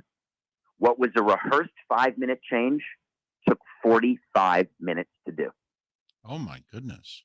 Your body can't, it doesn't, you can't figure out what order to take your socks off. It is the most bizarre thing in the world. We were told it would happen. We didn't believe it would happen because we thought we were these cool athletes running marathons. And we're all sitting there trying to figure out how to take off our winter jackets. How much of this do you not remember? As I'm listening to you go through all of these exercises and how long things are taking and how much trouble you're having with rudimentary things, how much of the run do you remember? Because I know marathoners who have run marathons talk about blacking out for a couple of miles when you're running a regular marathon. I can't imagine the times that you remembered and didn't remember of this run at altitude. So it's funny you say that because you're right. This was my 26th marathon, and there are very few things I remember about the first 25. You remember bits and pieces, you look at pictures, but they all get mixed up. I remember so much about this because I had to be so focused. The first 13 miles of the marathon are down Mount Kilimanjaro. The way normal people do it is they summit, and then they take 2 days to get down the mountain. What we did is we summited and immediately ran down the mountain. But the top of the mountain is like a desert where you're doing sand skiing downhill on your hiking boots. Then you go through a slip rock part where you're basically on your tuchus, trying not to kill yourself. Then you go through a rainforest part where it's so muddy that you're in about 6 inches of mud and there's slippery rocks. Everybody was falling. People had cuts and bruises, just injuries galore, sprained, twisted ankles.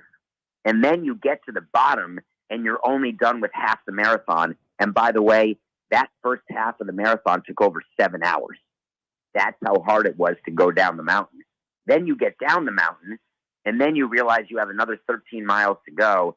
And the course is a 3-loop course that has 9,000 feet of incline. And you just are despondent beyond repair. You don't think you're going to do it. And I just kept going. But I must tell you, out of the 21 people who started and the 20 people who made it to the top, only 11 people crossed the finish line of the marathon. And while I finished last, I was the last male to finish. To me, I finished it in 11 hours and 52 minutes, plus 6.5 hours of summiting. So about 18 and a half hours. To me, I look at it as my greatest athletic accomplishment because I was hurt, I was tired, I was grumpy, I had given up so many times. But because of nothing personal and because of sort of my ego, I just kept going, and I'm so glad I did.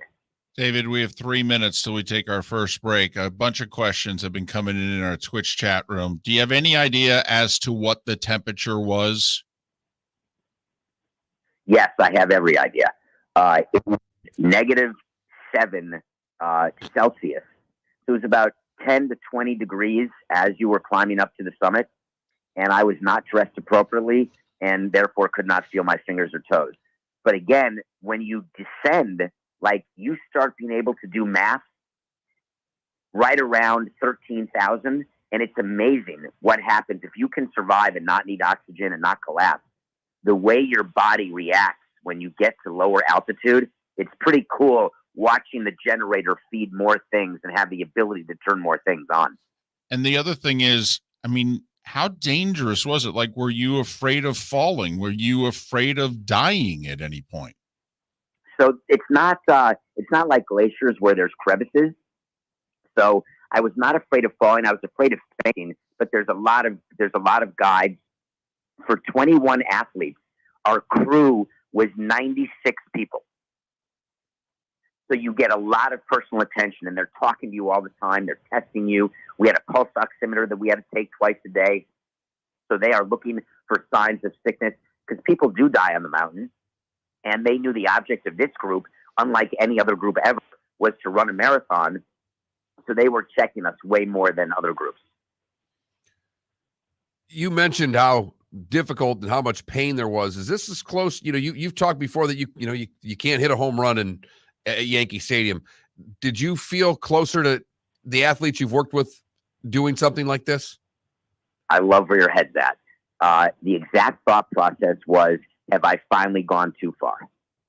Have I finally combined my age with the activity and come up with a equation that equals failure? And I didn't want it to be that day, that moment. I really didn't. Next, it's going to happen. Invariably, I'm going to choose to do something for charity or something that I want to accomplish, and my body will simply tell me to screw off. Like, I know that's going to happen, but not today. He's David Samson.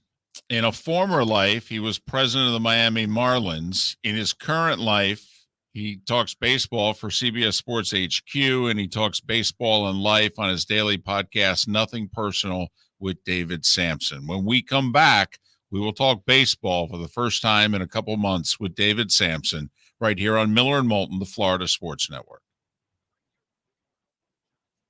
And indulge in their overstuffed subs with the freshest quality ingredients. Enjoy our famous steak bomb with perfectly grilled marinated sirloin steak topped with provolone cheese, grilled onions, peppers, mushrooms, crispy bacon, juicy tomatoes, and creamy mayo. Boom! Made-to-order crispy fries can be paired with the Gator, the Cuban, the chicken bomb, or the Italian. Love local. Eat delicious with John Smith Subs. Find a John Smith Subs location near you today. If you own 6 Southwest Florida Napa stores and were a big NASCAR fan, wouldn't you put the two together? How about bringing Chase Elliott to Fort Myers? Friday, August 26th, Chase Elliott will sign autographs at the Napa store on Boy Scout Drive in Fort Myers beginning at 11 a.m. There's only one way to get a spot in line. Go to one of the 7 Napa locations. Napa Auto Parts, 1820 Boy Scout Road, 1220 Vizcaya Parkway in Cape Coral, 532 Pine Island Road in Fort Myers, 532 Pine Island Road in North Fort Myers, 4175 Palm Beach Boulevard in Fort Myers, and 17284 San Carlos Boulevard on Fort Myers Beach. And don't forget about the Napa location in Punta Gorda at 1810 Tamiami Trail. Sign up for your chance to meet and get an autograph with Chase Elliott. Coming Friday, August 26th at the Napa store on Boy Scout Drive starting at 11 a.m. Mark Miller for SWFL Golf Carts or online, flgolfcarts.com. If you're looking for a golf cart, an e-bike, or an e-motorcycle, go visit Alex and the gang at SWFL Golf Carts. flgolfcarts.com online. Check out their whole inventory. If you're looking for a custom cart, they can take care of you. 2-seater, 4-seater, 6-seater, they've got you covered. E-bikes, nobody better for value and service. E-motorcycles, check them out. Again, flgolfcarts.com. flgolfcarts.com. Golfers, are you bored of the same old driving range warm-up routine that's not getting you the results that you want on the course? Power up your golf swing by adding resistance bands to your range sessions with the Orange Whip Golf's Power Strap Kit. Featuring band attachments to your feet and hips, Power Strap resistance training will boost clubhead speed, increase power, improve flexibility, all with just a few swings. Buy a Power Strap Kit today.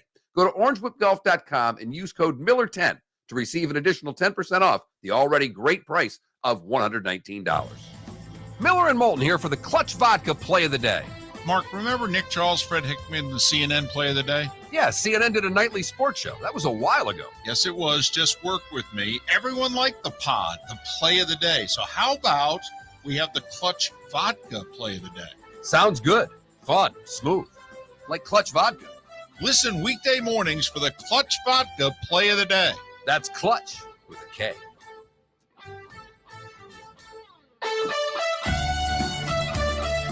You are listening to Miller and Moulton on the Florida Sports Network.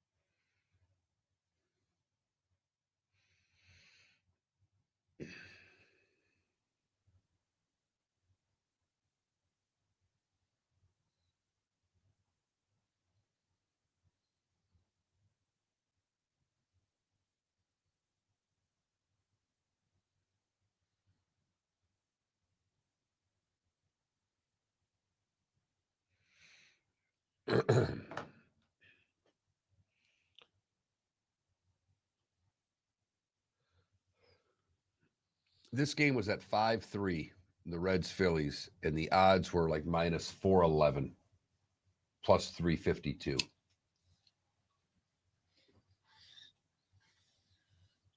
it was like 5-3 in the third or fourth, too.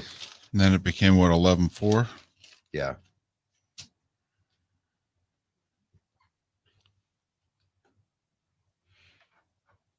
It's why we wanted him on, guys. I mean, if you followed him on Twitter, you were like going, what in the world is going on here?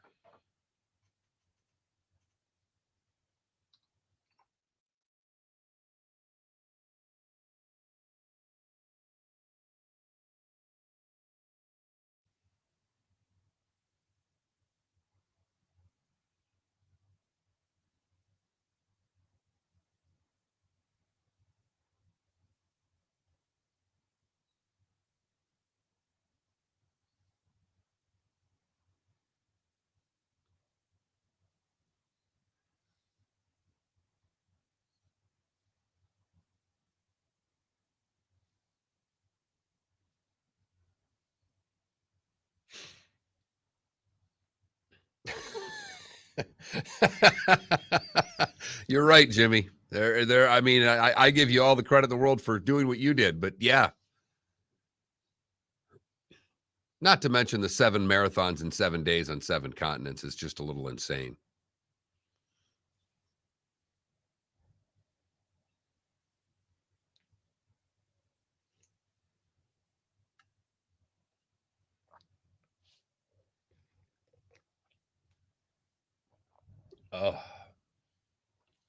Got cold early in here today, David. It did. Yes, it did. I figured just with what's going on today, so I put the pants on. Oh, you put pants. You're traveling. Normally I don't, but You going right from here to the airport? yeah, it'll be too long a wait. It's like 12:30, 12:40. So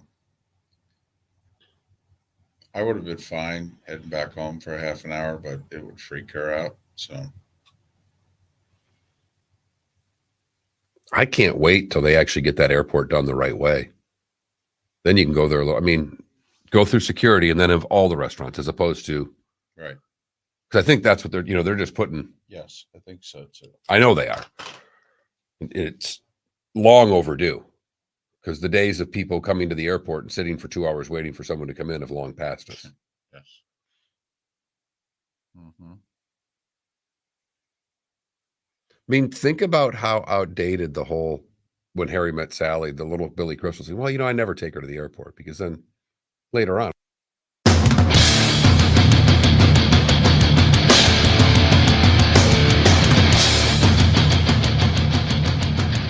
You are listening to Miller and Moulton, exclusively on the Florida Sports Network. And now here's Mark Miller and David Moulton. It is the beginning of our third and final hour of Miller and Moulton in Lake City and surrounding areas, Tampa, St. Pete, Port Charlotte, and Venice. We are halfway home in the 239. Miller and Moulton, the Florida Sports Network, floridasportsnetwork.com. Continuing our discussion with former Miami Marlins president David Samson. He talks baseball and life at CBS Sports HQ and on his daily award-nominated podcast, Nothing Personal with David Samson. Nothing Personal with David Samson. You can follow David on Twitter, David the letter P Samson. Welcome back, sir. How are you? I'm doing great. That was a good break. All Very right. efficient. Okay, listen, I know you're wound up. So baseball, start wherever you want. Go. Well, I got to start with the American League East and whether or not it's possible that the Yankees could actually engineer one of the great collapses of all time, and what the mentality is of the Tampa Rays and whether or not they will consider it a failure not to win the division. And here's my view. Tampa is better positioned to succeed in October, better positioned than the Yankees. It would be nice to win the division, but they can't look at it that way. They need to focus on actually winning the wild card and hosting the 3 games. That's where I think they want to get to, and that is a reasonable place to get to. But they should have the confidence in their team, especially watching the last couple of games. You just know when the team ahead of you is beatable, it feels different. When the team ahead of you is not beatable, and I'm talking about the Padres and the Dodgers, the Padres know they cannot beat the Dodgers. It's just not going to happen. But the Rays don't feel that about the Yankees, and that's got to feel good right now for them. Hell, David, does anybody feel that way about the Yankees right now? And if you're the Yankees, how do you fix this? So I did a whole segment on Nothing Personal this morning where I believe that Hal Steinbrenner is sitting with Brian Cashman and Aaron Boone. And in addition to calling up their prospects, they're actually thinking about, did we build this wrong? We've got a bunch of big names, but at the end of the day, we were on a record pace. Is that the real Yankees, or is the last 40 games the real Yankees? And so we now have to pay attention to the next 40 games. And if the Yankees had stayed consistently good, these next 40 games would simply have been about October preparation. Now these next 40 games are about team identification. Who are we and what do we expect of ourselves in October? And that's a position they did not want to be in. Well, David, it reminds me of 6 years ago, the San Francisco Giants at the All-Star break had the best record in baseball. And even though they snuck in as the last wild card, the 5 seed, they played the worst baseball in the sport after the All-Star break. So they were the best and they were the worst, all in 162 games. I think they ended up winning like 86 games and barely got into the playoffs. The Yankees are 8-17 since the All-Star break. At one point in the season, David, they were 50-20. Yeah, so you want to be the hottest team. Remember in 2003 when the Marlins beat the Yankees in the World Series? What people don't remember is while the Marlins were not favorites, they should have been. The Marlins were the better team than the Yankees that year. After May 31st, the Marlins had the best record in all of baseball, and so should have been the favorites. So people don't necessarily focus on the entire season when you're in baseball. You focus on portions of the season. And when you're heading into October, you don't want to limp into October. You don't want to cruise into October. You want to storm into October. And that's why I think the Rays have the advantage. And the Yankees somehow have to start storming. And it's just, I get that feeling that they keep saying everything's fine. And they're going to wake up one day and realize, wow, nothing's fine. Fernando Tatis Jr. tests positive for a banned substance. He's suspended 80 days. What are the ripple effects of that throughout? I mean, they're trying to get to a playoff spot. They're stumbling. They were expecting him back. From the president making the comments he made about his immaturity, which are spot on, just what are the ripple effects of this? And do you think this affects them going down the stretch as well? Not just on the field with him playing, but just the fact that they're not getting him. How much will that affect the clubhouse? I think as soon as the media stops asking questions of the players, that's the worst part for the existing players who are on the team. Believe me, even if it's your best friend, you don't want to talk to the media to start with, and you certainly don't want to talk to the media about a different player and answer questions about a different player. That was some of the biggest consternation within a clubhouse when a pitcher would pitch and then disappear into the training room or the food room and not meet the media after a bad start, and then the position players would have to answer questions. That caused issues in the clubhouse. The Padres have no interest in talking about Tatis. They want to win without Tatis. With Tatis, it doesn't matter, but they know they don't have him. It's almost a relief to know that they don't have him. And will the distraction sort of go away? Will the media let the distraction go away? But the Padres have a problem, right? They were supposed to, when they got Soto, they were supposed to start clicking and start winning. There's a risk they don't even make the playoffs. And that would be one of the greatest disappointments, I think, in their franchise history if this team doesn't even play in October. Yeah, David, what's going on between the Jays, who are only a half a game up on the Orioles for the final playoff spot, and the Padres, who are a game up on the Brewers for the final playoff spot? I mean, these two teams, from a talent standpoint, were supposed to cruise, especially with an extra wild card. What's going on with those two? Well, by the way, the White Sox were supposed to win their division by 70 games. Yep. I expected them. I predicted the White Sox would clinch in May. And I predicted they would not have a good October because they'd be so bored by October they would have forgotten how to play.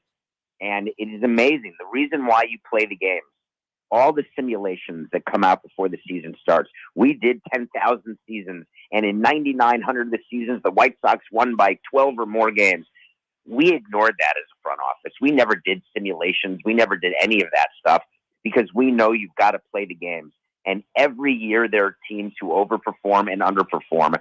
And the problem with an overperforming team like the Orioles is that teams in their division, including the Rays and the Jays, are so used to treating them the last few years like doormats, like automatic wins, that they don't get up for the games the way they should. And it's very hard to turn that switch in the middle of a season and say, oh my God, the Orioles are not who we thought. They're way better. We have to actually pretend that we're playing the Yankees or the Red Sox. But it's really hard to do that. And you're watching the Jays lose back-to-back games to the Orioles that they should not be losing because they're still treating the Orioles like they don't need to worry about them. And that's going to cost the Jays. How impressed are you with what the Orioles are doing? They trade Mancini, they trade Lopez. Everybody's upset that they don't get any more talent for this rung, a franchise that's desperately wanting to make the playoffs. And yet, despite trading away two of their best players, they've come on like gangbusters after. Just how impressed are you with what they're doing?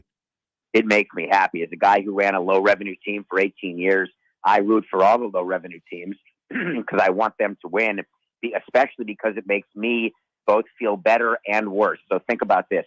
If I have a low payroll and don't win, and there's other low payroll teams that do win, it puts my job in jeopardy. So on one hand, I'm rooting against them. On the other hand, I'm rooting against the union, and the union does not want the Orioles or Rays to ever win because they don't want owners to think that you can have a low payroll and have a chance at a ring.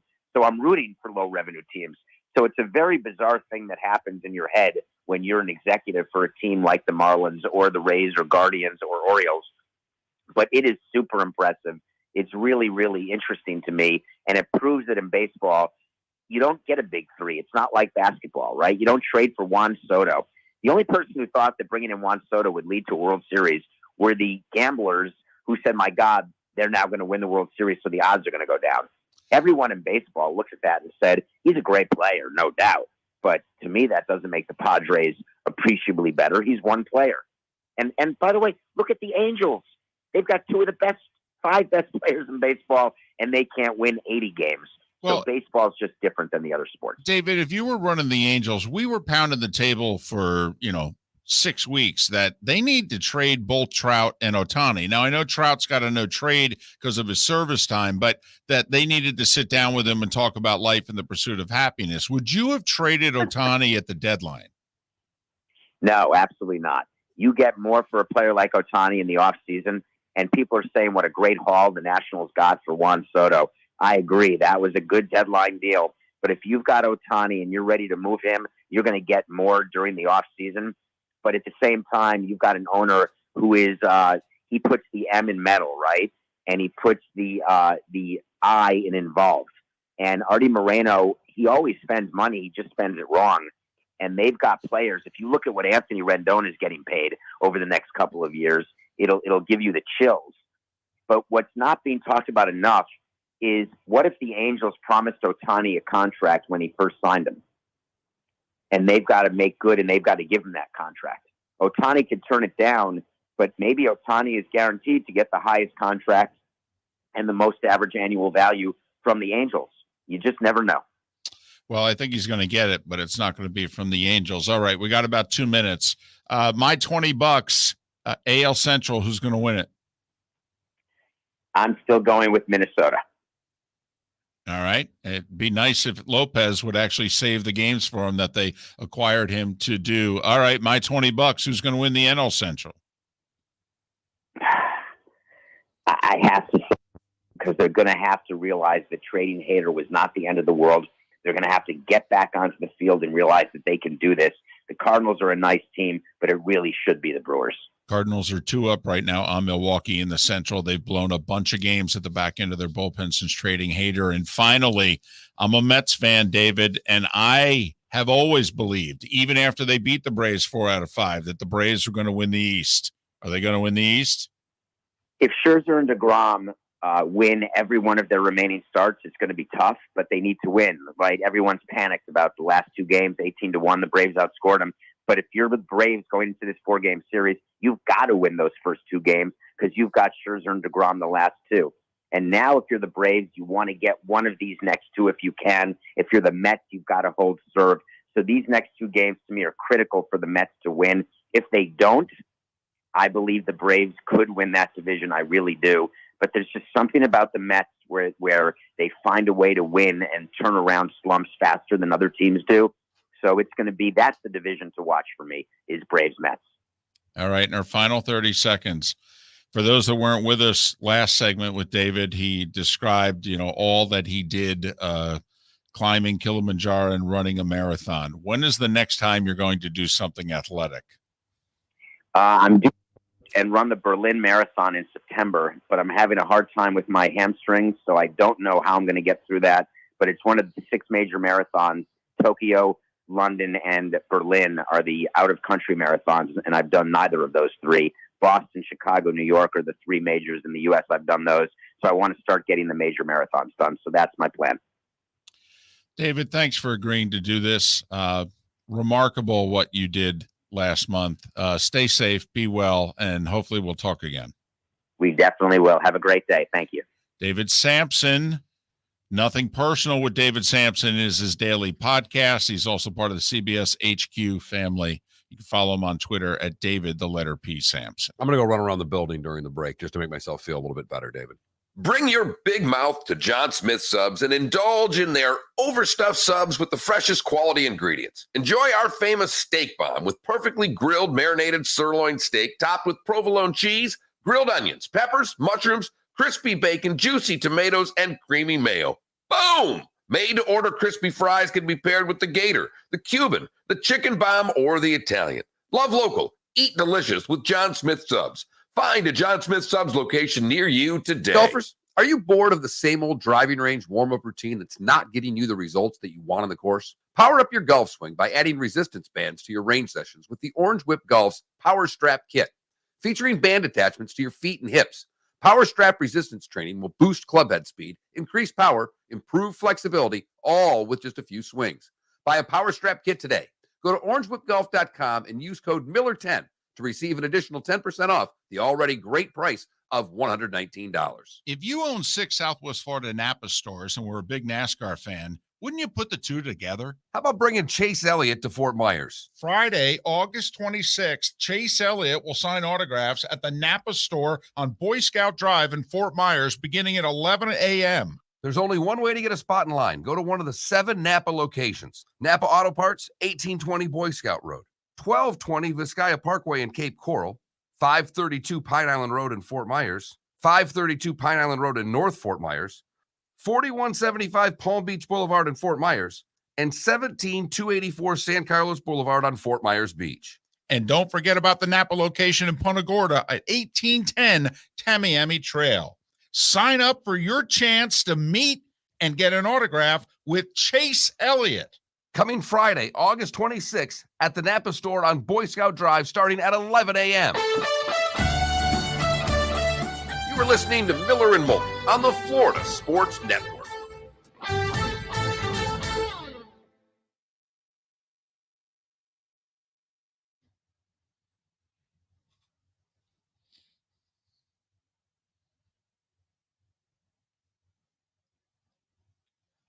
There were Democrats in Wyoming that actually changed their party affiliation just To vote for her? just to be able to vote for her in the Because and they they still got destroyed. No.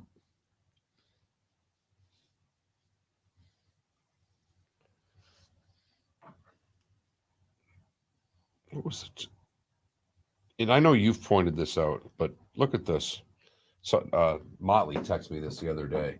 The stats there on Evans and Devontae Adams.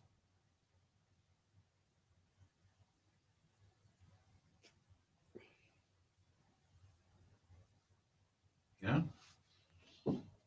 I just thought, we've talked about this, and not necessarily about Adams, but about Evans. Right. And you saying he's, on a Hall of Fame type career. Yeah.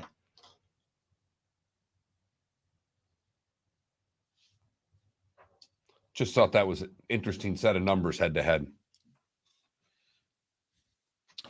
Yeah, I mean, RCB and Hops and others, that is, we were big fans of his 3 years ago, just as a guest. And that is, I think, the greatest compliment that he has received from you guys, is that there are so many of you that are like, I'm not really that big into baseball, but man, I love when he comes on. And, we just thought that he was really good at his second career here. It was, I just, a couple of weeks ago, there was a list of, the 10 best podcasts out there. He was ranked 4th. Yeah. In sports, Yeah. And the other thing is he really works at it too. I mean, like, did you hear what he said? He came on our show at 7:38 and he had already done 30-minute podcast on the Yankees.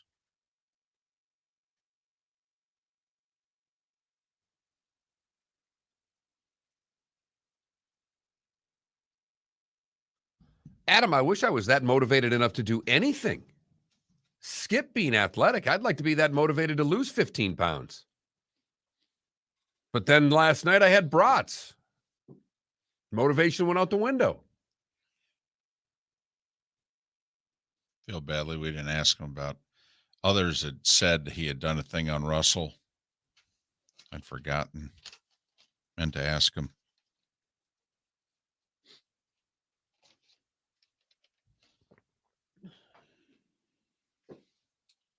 I'll do a quick recap here. Yeah. Throw out our poll question again.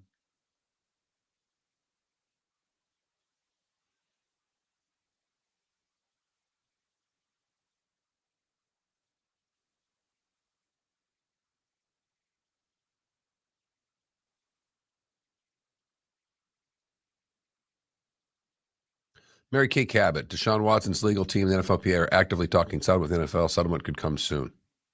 I mean, That's what Yeah. Well, that's what I read in Pro Football Talk, is that basically the reason whatever C so-and-so hasn't done anything yet is that He's waiting. waiting. That's what they ultimately decided. Robinson gave him time too.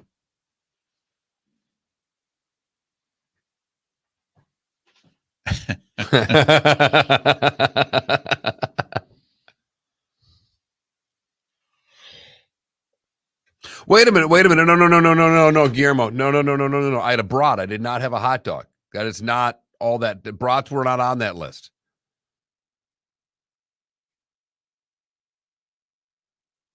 Did you put ketchup on it? I'm just kidding. My daughter didn't even put ketchup on it. And she's Well, because 8. she is, in fact, your daughter. Yeah, if she puts ketchup on hot dogs, I allow it. She's under the age of 10. I aspire that my child idolizes me the way that your daughter idolizes you. I will You say. should see how much it pisses my wife off. God, they go at it. Last night, It's a mom-daughter thing, because my daughter idolized me too. We're coming back. It's a daddy's little girl, mom-daughter thing.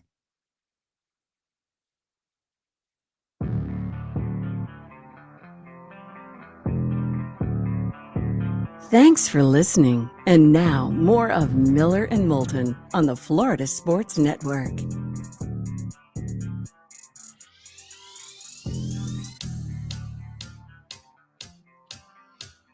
Miller and Moulton, the Florida Sports Network, floridasportsnetwork.com.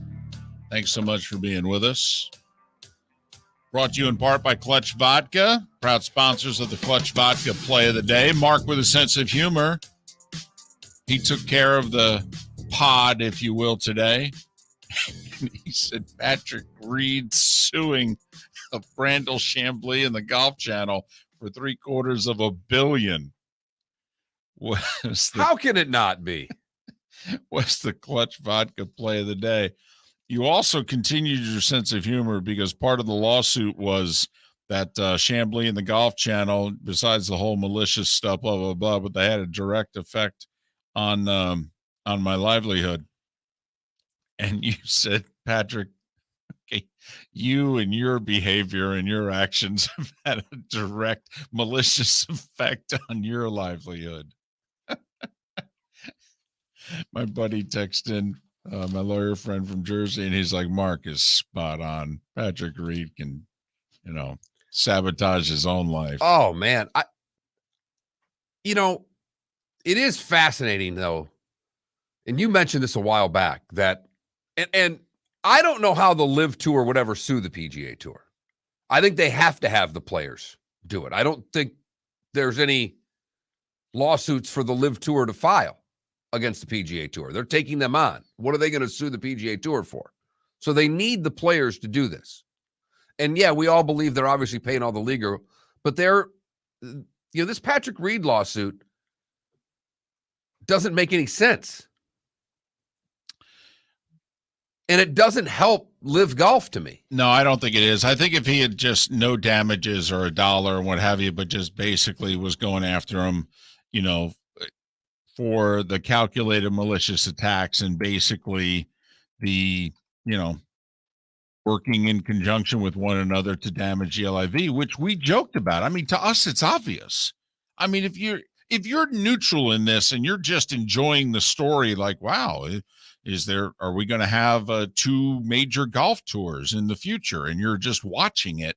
I mean, it's obvious what the broadcast partners are doing to badmouth the LIV series. I mean, it's blatant. It's obvious from the little subtle things about if there's a 5-way tie for a certain spot, they make sure the LIV golfers in the major championships are not on the first page of the leaderboard.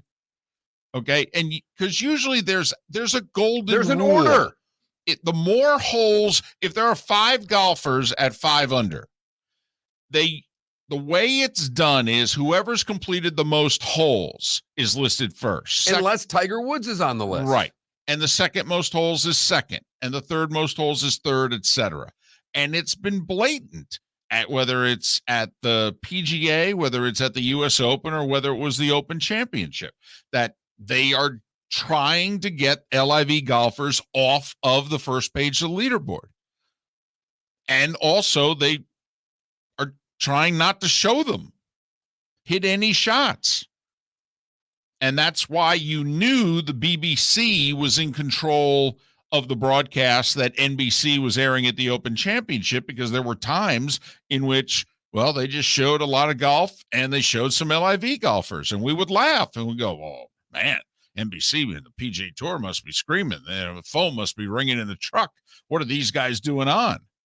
Well, what can I tell you? We're running their coverage. They don't seem to care. They didn't care nearly as much. That's for certain. So, but anyway, it was our Clutch Vodka play of the day. Clutch with a K. Tiger was there for 3.5 hours yesterday, the meeting. And apparently the players and the PGA Tour commissioner are going to informally meet today. Listen, there's two things I would do if I were the players going forward. First off, I would say, listen, let's take the hardline stance. Let's forget the whole indefinite suspension. We tell Phil and the others who have left, you're done. Now, I would give them till Monday to return, or till after the Tour Championship even. Give them a week and a half to reconsider. And if you want to come back, you can come back, and we'll let bygones be bygones. You work out the personal feelings amongst the golfers, but you can come back. Essentially, your suspension was the rest of this past golf season. Pretty long suspension, by the way. But the other thing that I would do if I was the PGA Tour is that I would tell Jay Monahan, yeah, you now work for us. This arrangement that we've had, yeah, it worked great for you, but you know what? We're going to take Jay control Monahan, much like Goodell, Jay Monahan makes an obscene amount of money. Jay Monahan would have been in the top 10, I believe, money earners on tour last year with what his annual salary is. I think he's somewhere around $10 million. And I don't know the infrastructure of how the commissionership is granted. I get what you're saying. I don't know if it's been built up. I think the commissioner has so much power that I don't know if the players can take as much back as they want. I think they can. They'd have to go out of their way to do it. And, the players have allowed the commissioners to dictate to them, going all the way back to Dean Beeman in the 80s and the 90s. I mean, they have. Usually because they liked what they were doing. There was no competition, et cetera, et cetera. First it was Jack and Arnie setting it all up, and then it was Beeman, and then it was Fincham. But now clearly we're in a new day. And there's more on the plate, and there's legitimate competition coming at them that's got more money than them. And that part of it won't change. So that's why, as when we keep comparing this to the USFL won the lawsuit. They didn't have the money to keep going. If LIV wins the lawsuit, we all know they've got the money to keep going. Oh, absolutely. And it'll change the tour forever. I don't think, by the way, there was any talk, negotiation of any kind between the two parties until and if LIV can win in court. I mean, Mark, if you were the PGA Tour, why would you sit down and talk with the LIV? I wouldn't. You're at war with them. You want to win the war. I would continue to play the hard line and that you're dead to me and you're kicked off the tour because I think I'm going to win. They believe they're going to win. Yes, and LIV is convinced they're going to win, and they've got the money to do it. And clearly when they sat down, they had to think this is going to be a 5-year war. We're going to end up in court, and it's going to take years, and so we need to be prepared to spend this amount of money, and then we'll win, and then once we win, what's our end game? So I think this is 2023, 2024. They're just going to be two separate entities. It's going to be like IndyCar racing in the 90s. And for the next couple years, golf will not be better off. No, Bob Harig did say when we had him on, we're the ones that lose on this. When we're watching tournament events and you don't get the same fields, we're losing. But I think by 2025 at the latest, this will get resolved in court. I think it goes all the way to the Supreme Court. It's an antitrust matter. and it's an independent contractor issue. I don't see how that doesn't make it all the way to the top. Miller and Moulton. Our poll question today has to do with what was the little bit of Live Tour, but what was the biggest story of the summer? Live Tour, Deshaun Watson, USC to the Big Ten. And right now the Live Tour winning with 46% of the vote. The USC to the Big Ten getting 39% of the vote. And then the Deshaun Watson story getting the remainder. Go to that Mark Miller, the David Moulton, or FL Sports Network on Twitter to vote. Pro Football Network reporting overnight. The two sides are negotiating, trying to reach out a settlement. Mary Kay Cabot of Cleveland.com reporting in the last hour that they're making progress on a settlement. Okay. We'll see. And Think we get a settlement? I think Deshaun knows he has to. Deshaun can't lose the year. He can't. And so I think Deshaun will settle. I don't think he makes those comments he made last Friday, Mark, if he and his legal team hasn't decided we're going to settle this. Miller and Moulton. Seth Everett, our buddy, on the other side. Thanks for tuning in right here on the Florida Sports Network. Mark Miller for SWFL Golf Carts or online, flgolfcarts.com. If you're looking for a golf cart, an e-bike, or an e-motorcycle, go visit Alex and the gang at SWFL Golf Carts. flgolfcarts.com online. Check out their whole inventory. If you're looking for a custom cart, they can take care of you. 2-seater, 4-seater, 6-seater, they've got you covered. E-bikes, nobody better for value and service. E-motorcycles, check them out. Again, flgolfcarts.com. flgolfcarts.com.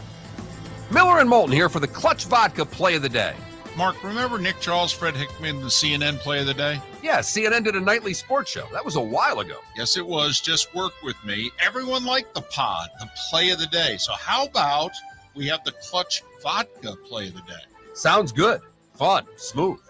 Like Clutch Vodka. Listen weekday mornings for the Clutch Vodka Play of the Day. That's Clutch with a K.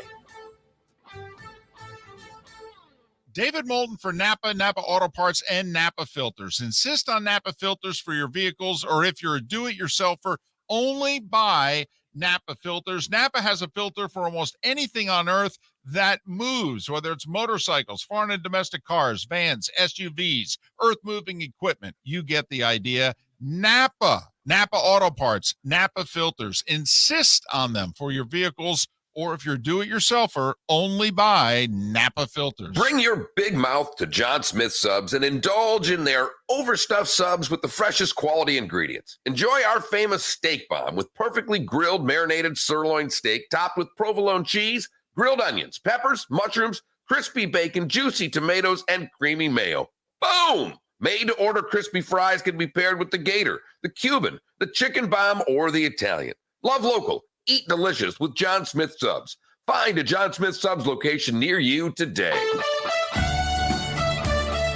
You are listening to Miller and Moulton on the Florida Sports Network.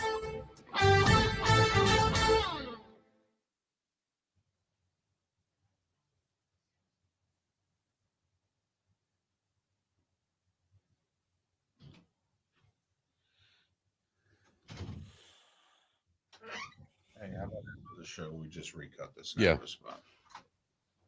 Did Marty just call you? No. Oh.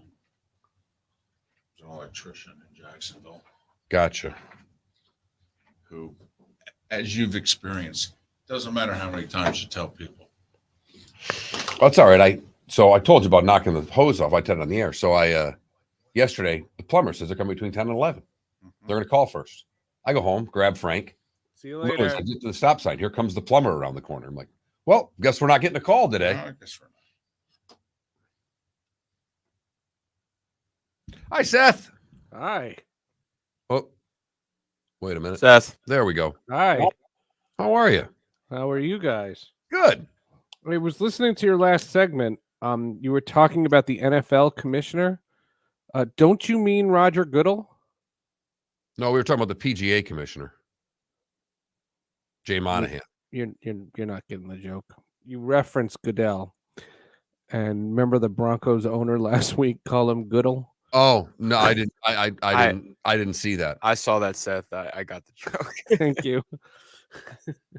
You got to remember, you're into the Broncos, so you're watching Broncos pressers. I don't. Oh yeah, I'm watching all of them. But no, the owner, when he thanked everybody at the NFL, he said, "I want to thank Commissioner Goodell."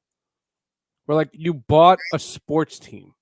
You spent billions of dollars on a sports team. You don't know how to pronounce the guy's name? Goodell. Goodell. Never even met a Goodell. Seth, have you ever watched Tokyo Vice? Never. It's a show that just came out. Apparently, it's really good. Cool. I am so beyond. I finished Better Call Saul. Nice. Wow. When is season 6 going to get to Netflix? That's what I need to know. Yeah, that's the trick. Soon. And then a lot of people are doing that. And I finished the For All Mankind, which is unreal. Yeah, that's a good show. I really my can't God. wait for that. What is show that? is What is this? addicting. It's It's an Apple. called For All Mankind. It's on Apple Plus. Oh, okay. It's the best. it's a hypothetical world where Russia makes it to the moon first. Right. And the fallout is the show. Gotcha. And each season, just they push the envelope that much more. Someone's asking if you watched The Sandman. Not yet. I will. I'm looking forward to it. I'm finishing Umbrella Academy, and because I'm doing a podcast on the Umbrella Academy in next week, so I need to finish that before I can start a new show. But yes, The Sandman is tops on my list. I've heard it's amazing. I've never heard of it.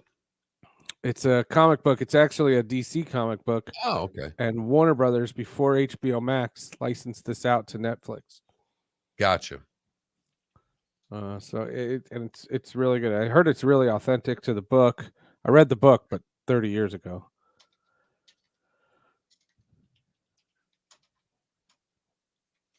You guys see what happened with Odyssey? No. The fan in Milwaukee is no more. They got Really? rid of the whole radio station.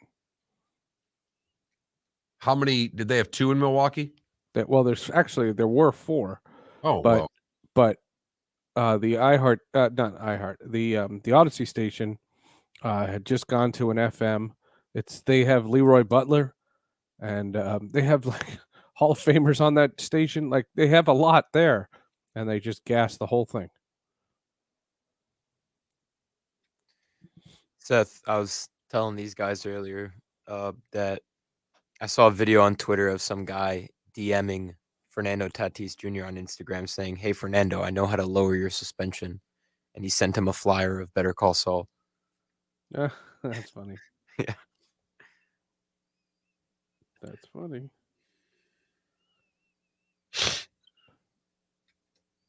Ten seconds. Roger Goodell.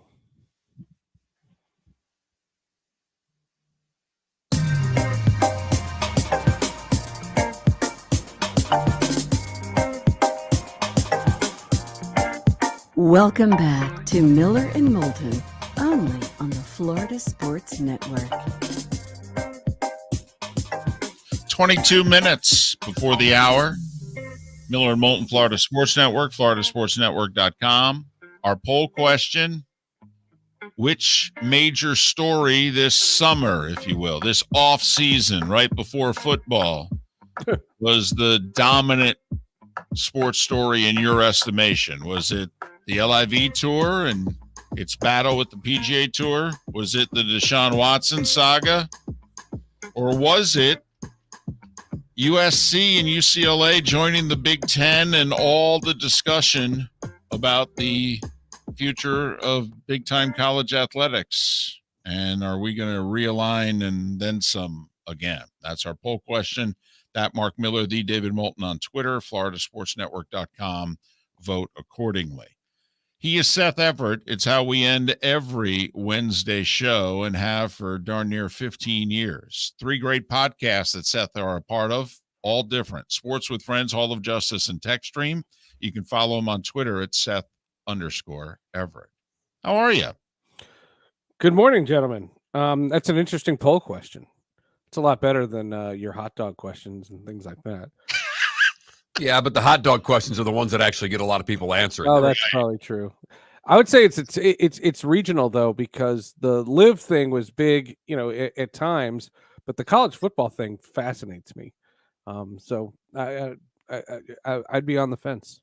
What has got your attention now that we used to have you on primarily as a baseball guy? That's what we talked. And I'm not going to get into why you don't like the sport as much as you did anymore. But what has filled the void sports-wise for you now that you've had so much extra time without having baseball in your life? Has there been a sport that's done it, or has it been all the other podcasts you're doing, the TV shows, and all of those things? I mean, has a sport filled the void that baseball had for so long for you? From a fan standpoint, yeah. I mean, work-wise, it's just I still talk about baseball when I have to, for my iHeart gig. What I watch as a fan now is the Premier League. The Premier League is head over heels. I'm in. I bought a jersey. I'm going to be breaking out a jersey, I think, next week. I find it fascinating. The games are really short. Games are under 2 hours, and they're usually in the afternoon or the morning. Arsenal played a game at 10 o'clock in the morning on Saturday. That was perfect with my schedule. The Premier League, from a fan standpoint, it's been that and getting ready for the NFL and getting ready for the NHL. All right, twofold here. First off, it's going to lead me to asking you about the managers from Chelsea and Tottenham who nearly came to blows. But in all seriousness, you're too old for a jersey. Come on. No, I have lots of jerseys. I bought a Seattle Seahawks Gerald Everett jersey. I love jerseys.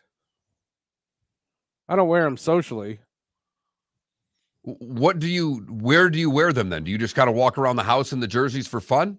Yeah, anytime I have to do a Zoom. Do you go to Devils games in jerseys? I wear a Devils jersey sometimes, yeah. Unbelievable. With name and number on the back or plain? No, I hate those because the players always go. You never get a name and a number on a jersey. What about your own name and number? Well, no, what I do, because when I worked at MLB, I got a Carl Everett jersey, a White Sox jersey, and I got an Adam Everett Astros jersey. Nice. Those were gifts from baseball. So that's when I started. And then when Gerald Everett started, he's not on the Seahawks this year. Don't ask me where he's playing this season, but I thought it was cool that there was a guy in a Seahawks jersey wearing Everett, so I got that jersey. Hey, I thought of you. Big story, I believe it was too. Big story on Monday about how all the talk about people cutting the cord. Well, apparently they're also cutting their relationship with streaming services. Yeah. And it's down significantly, which is interesting to us because we all do sports for a living. And where is sports now going next? I mean, they're already part of streaming services, but it's going to begin in a huge way when the NFL in a month is going to have Thursday Night Football on Amazon. Yep. Seth, is it possible that the NFL made a miscalculation here in terms of they're going all in with streaming? They're going to move Sunday Ticket to streaming. And is America going, you know what, guys? It's just too much damn money. Just like cable, we're pulling back. No, I think that the lesson here is that the a la carte nature of streaming services have allowed for cutting a particular service when they don't have something that you're anxious to see. I've done that too. Showtime is a perfect example. I like the show Billions. I stay with Billions, and when Billions ends, I cancel Showtime. I canceled Showtime because Amazon on Prime Day was offering Showtime for 2 months for 99 cents a month. I said, well, that I'll do because I'll see the 12 episodes of Billions and then I'll cancel it. And so I cancel things. There are a lot of people who have canceled Netflix when Friends left and then The Office left, because even though they were spending all this money promoting all this original content, the reality of Netflix is you were watching it because you were watching Friends, and now Seinfeld's on Netflix. And that's a very high rated thing on Netflix. People are dropping Netflix because of the shared password thing. This new rule about geotagging your home base. So if you give your kid a password, they want you to pay a fee. And people are like, no, screw that. I don't want to do that. And so as a result, I think that it's always going to be an a la carte nature. But the technology keeps enhancing. So it's not retreating in the sense that, a bunch of 25-year-olds are going, you know what, I want to get Comcast cable. Let me call my cable company up and see if I can get that guy to come in between the hours of 9 and 3. That's not happening. But I do think people are consuming things differently, and it's ever evolving. Apparently, only in eastern North Carolina in the mountains are people ordering Comcast, according to Seth's voice. Hey, Seth, did baseball make a mistake here with their World Series scheduling? To what you said, and I get it, streaming. I'm not even arguing with anything that you just said. But baseball avoiding Thursday and Sunday. All right, I get avoiding Sunday. The NFL is a behemoth.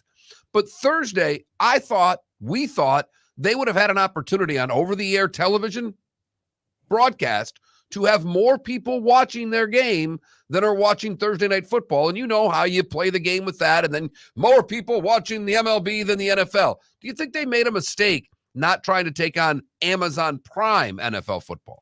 Well, it was funny.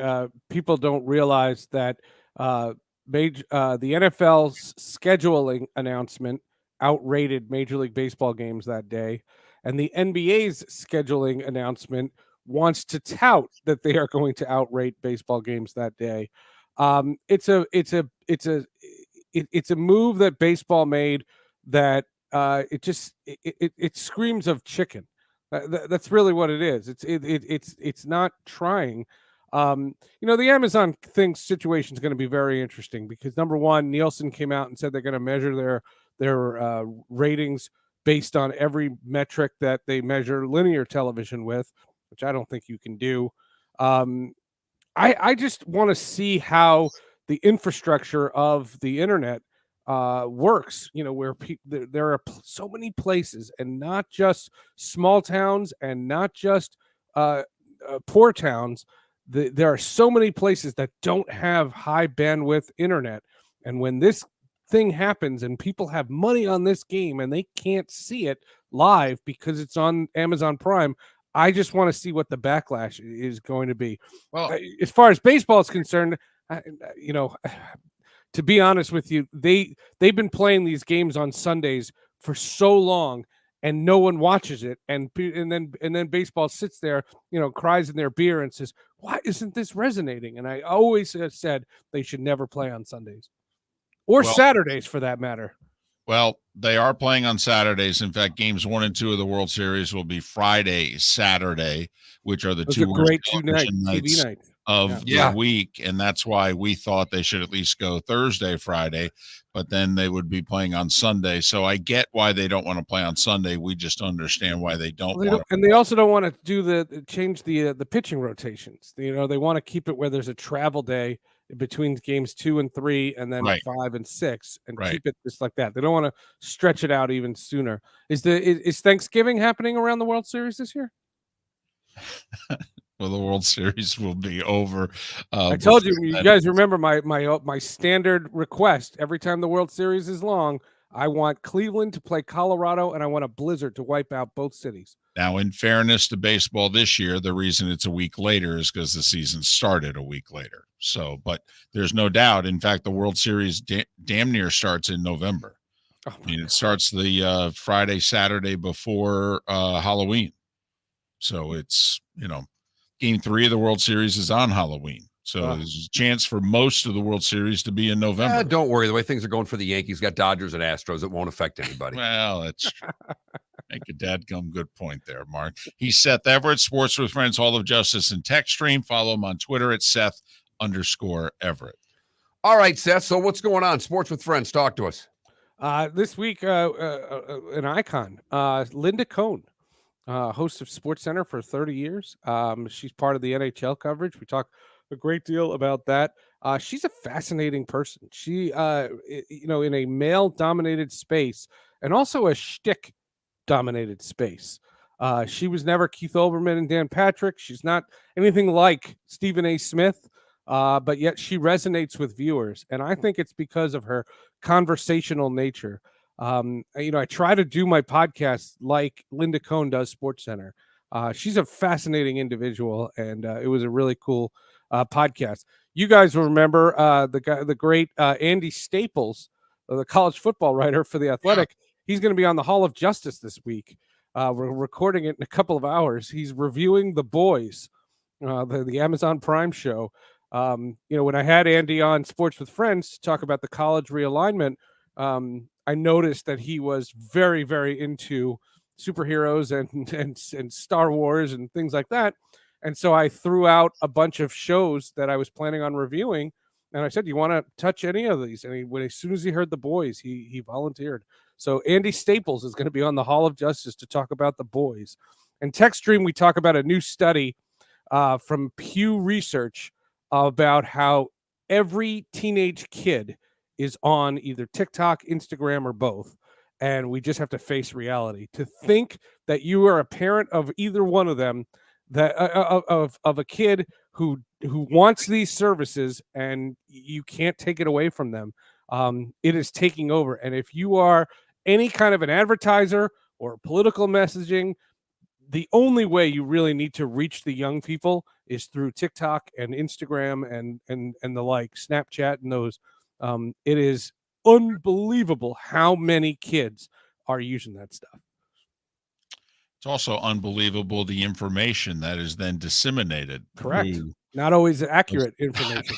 Not always accurate. Well, I got to admit, it's not always accurate over the air either. So, I mean, it's a little more accurate, but maybe not much. Yeah. Of all the things that you mentioned, though, you know what interested me? Amazon actually wanted Nielsen.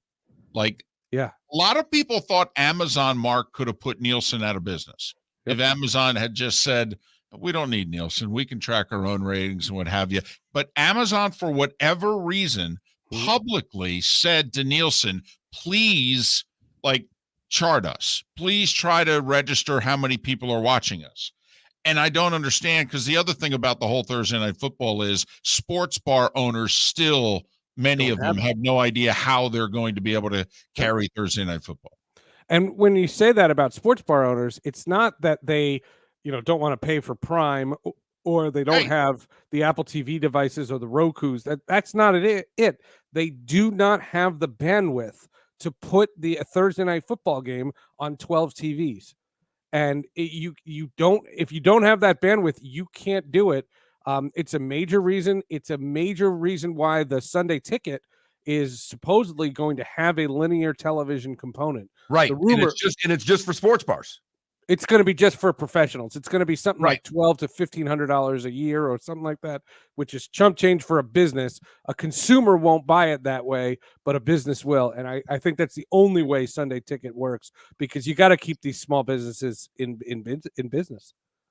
And the sports bar has been eliminated from showing sports with what they've done by putting Thursday night games and Sunday night games on. The sports bar is getting killed because their bread and butter was Sunday at 1. There are less and less games Sunday at 1. If they don't figure out a way to get these Thursdays games, it will absolutely kill them, because people will go out on Thursdays to watch these games that don't have Prime. I love when people tweet at me and they ask me what channel the Yankee game is on. How well you know me. Seth Everett, Sports with Friends, Hall of Justice, and Tech Stream. Follow him on Twitter at Seth_Everett. Say hi to Andy Staples for us, Seth. I will. I'm talking to him in 2 hours. Seth Everett joining us here on Miller and Moulton. Thanks so much for listening. Port Charlotte, Tampa, St. Pete, Lake City. The bonus hour is next. David Moulton for Napa, Napa Auto Parts, and Napa Filters. Insist on Napa Filters for your vehicles, or if you're a do-it-yourselfer, only buy Napa Filters. Napa has a filter for almost anything on earth that moves, whether it's motorcycles, foreign and domestic cars, vans, SUVs, earth-moving equipment. You get the idea. Napa Auto Parts, Napa Filters. Insist on them for your vehicles Or if you're a do-it-yourselfer, only buy Napa filters. Bring your big mouth to John Smith Subs and indulge in their overstuffed subs with the freshest quality ingredients. Enjoy our famous steak bomb with perfectly grilled marinated sirloin steak topped with provolone cheese, grilled onions, peppers, mushrooms, crispy bacon, juicy tomatoes, and creamy mayo. Boom! Made-to-order crispy fries can be paired with the Gator, the Cuban, the Chicken Bomb, or the Italian. Love local. Eat delicious with John Smith Subs. Find a John Smith Subs location near you today. If you own 6 Southwest Florida Napa stores and were a big NASCAR fan, wouldn't you put the two together? How about bringing Chase Elliott to Fort Myers? Friday, August 26th, Chase Elliott will sign autographs at the Napa store on Boy Scout Drive in Fort Myers beginning at 11 a.m. There's only one way to get a spot in line. Go to one of the 7 Napa locations. Napa Auto Parts, 1820 Boy Scout Road, 1220 Vizcaya Parkway in Cape Coral, 532 Pine Island Road in Fort Myers, 532 Pine Island Road in North Fort Myers, 4175 Palm Beach Boulevard in Fort Myers, and 17284 San Carlos Boulevard on Fort Myers Beach. And don't forget about the Napa location in Punta Gorda at 1810 Tamiami Trail. Sign up for your chance to meet and get an autograph with Chase Elliott. Coming Friday, August 26th at the Napa store on Boy Scout Drive starting at 11 a.m. Mark Miller for SWFL Golf Carts or online, flgolfcarts.com. If you're looking for a golf cart, an e-bike, or an e-motorcycle, go visit Alex and the gang at SWFL Golf Carts. flgolfcarts.com online. Check out their whole inventory. If you're looking for a custom cart, they can take care of you. 2-seater, 4-seater, 6-seater, they've got you covered. E-bikes, nobody better for value and service. E-motorcycles, check them out. Again, flgolfcarts.com. flgolfcarts.com. Golfers, are you bored of the same old driving range warm-up routine that's not getting you the results that you want on the course? Power up your golf swing by adding resistance bands to your range sessions with the Orange Whip Golf's Power Strap Kit. Featuring band attachments to your feet and hips, Power Strap resistance training will boost club head speed, increase power, improve flexibility, all with just a few swings. Buy a Power Strap Kit today. Go to orangewhipgolf.com and use code Miller10 to receive an additional 10% off the already great price of $119. You are listening to Miller and Moulton on the Florida Sports Network.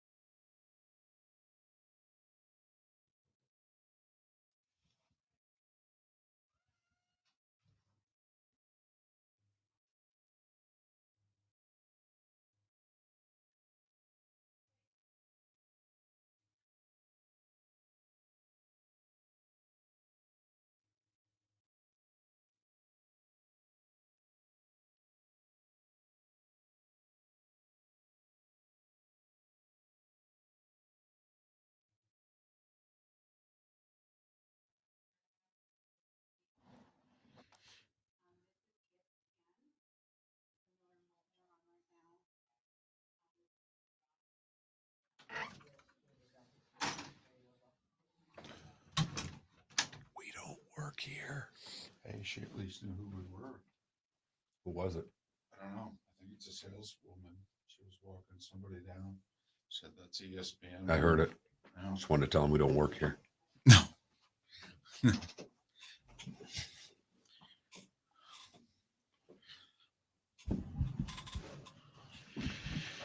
All right. This might be a really stupid question. Yes, sir. No, they're not D2, Bop and Jake. They're a club team. They're our club. They're a Division II club team. They might have a Division I club team as well, but they're a club team. I get why you'd sign Bronny, why you'd draft Bronny to get LeBron. Would you recruit Bronny?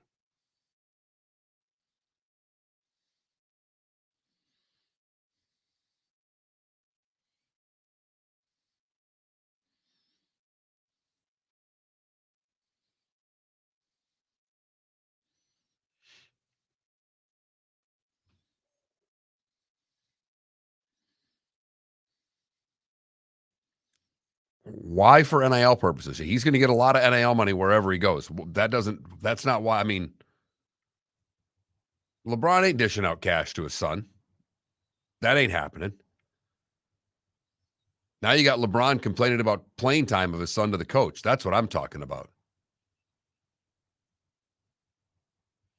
Well, LeBron already said that that's inaccurate, Mello. That's where I'm coming from on this.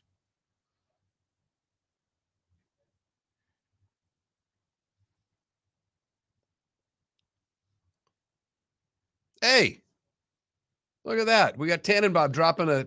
Oh, my God. God, I haven't seen that in 24 hours. God, it's embarrassing. It's unbelievably embarrassing. Why do they keep showing it? Because he's out and he can stand there and go, and Green, he can go.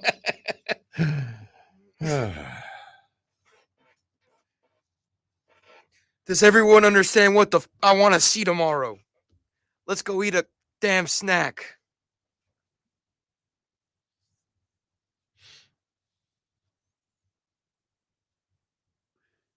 No, I don't know, Dad. I merely asked the question, and I'm glad you guys had the conversation with me because I asked it of the two guys in this room, and they didn't even hear it, and I said it into a microphone.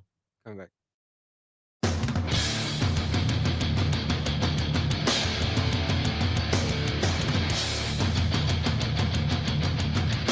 You are listening to Miller and Moulton, exclusively on the Florida Sports Network.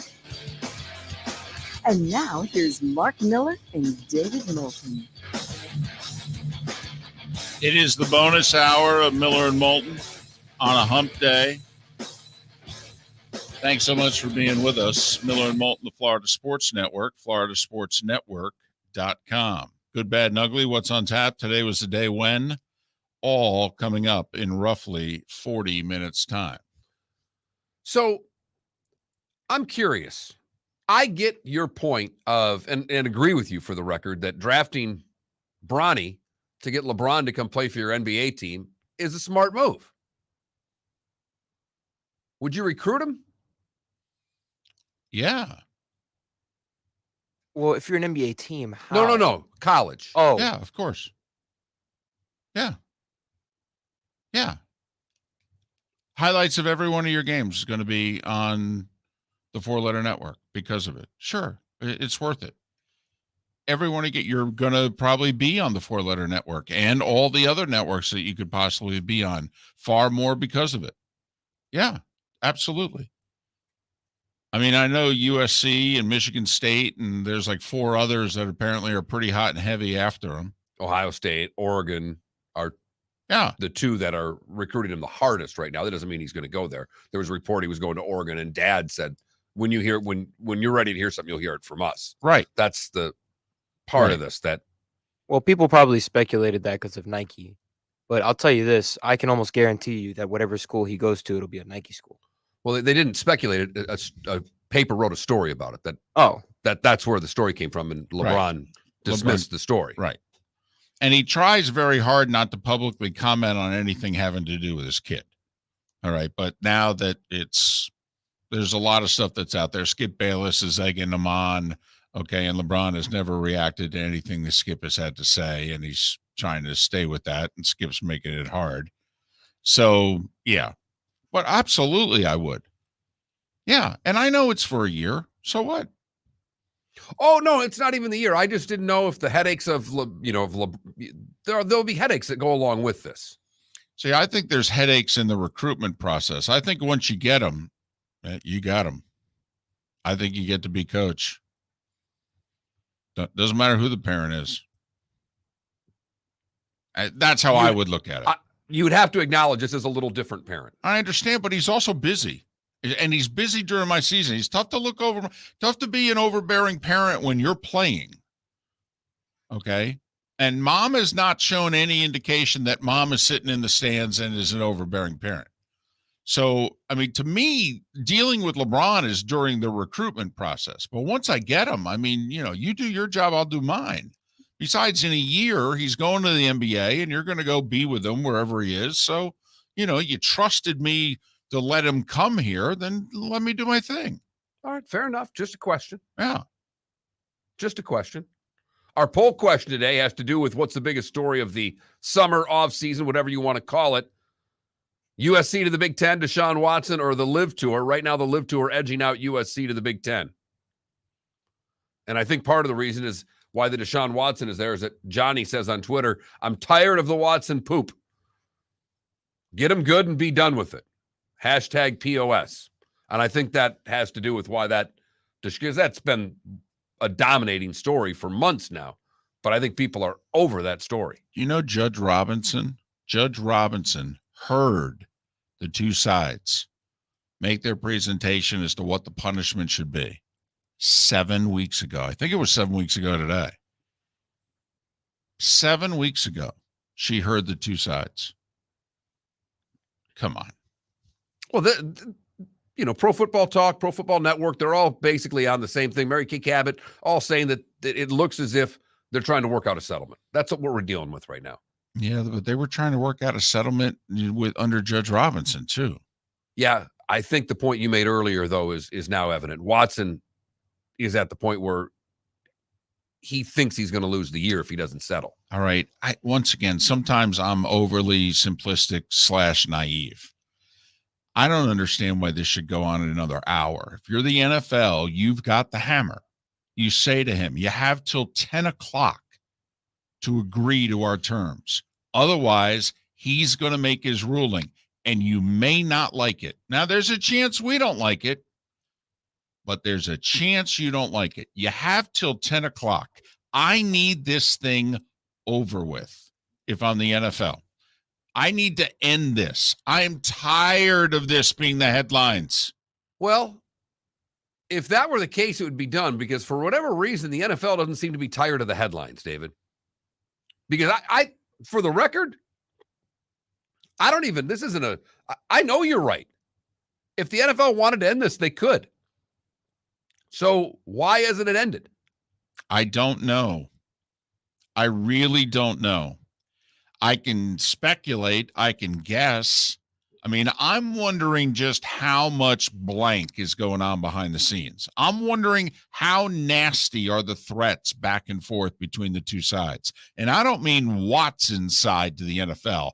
I mean the NFLPA to Goodell. I mean, there is hey, you want to stick it to him? Fine, stick it to him. Just so you know, we're going scorched earth. We're going race, and we're going all the old white owners and all the misbehavior that they've done in recent years and how, for the most part, you haven't done jack. All right? And we're going to air all the laundry. And by the way, all those media outlets, they're going to help us air it. And they will.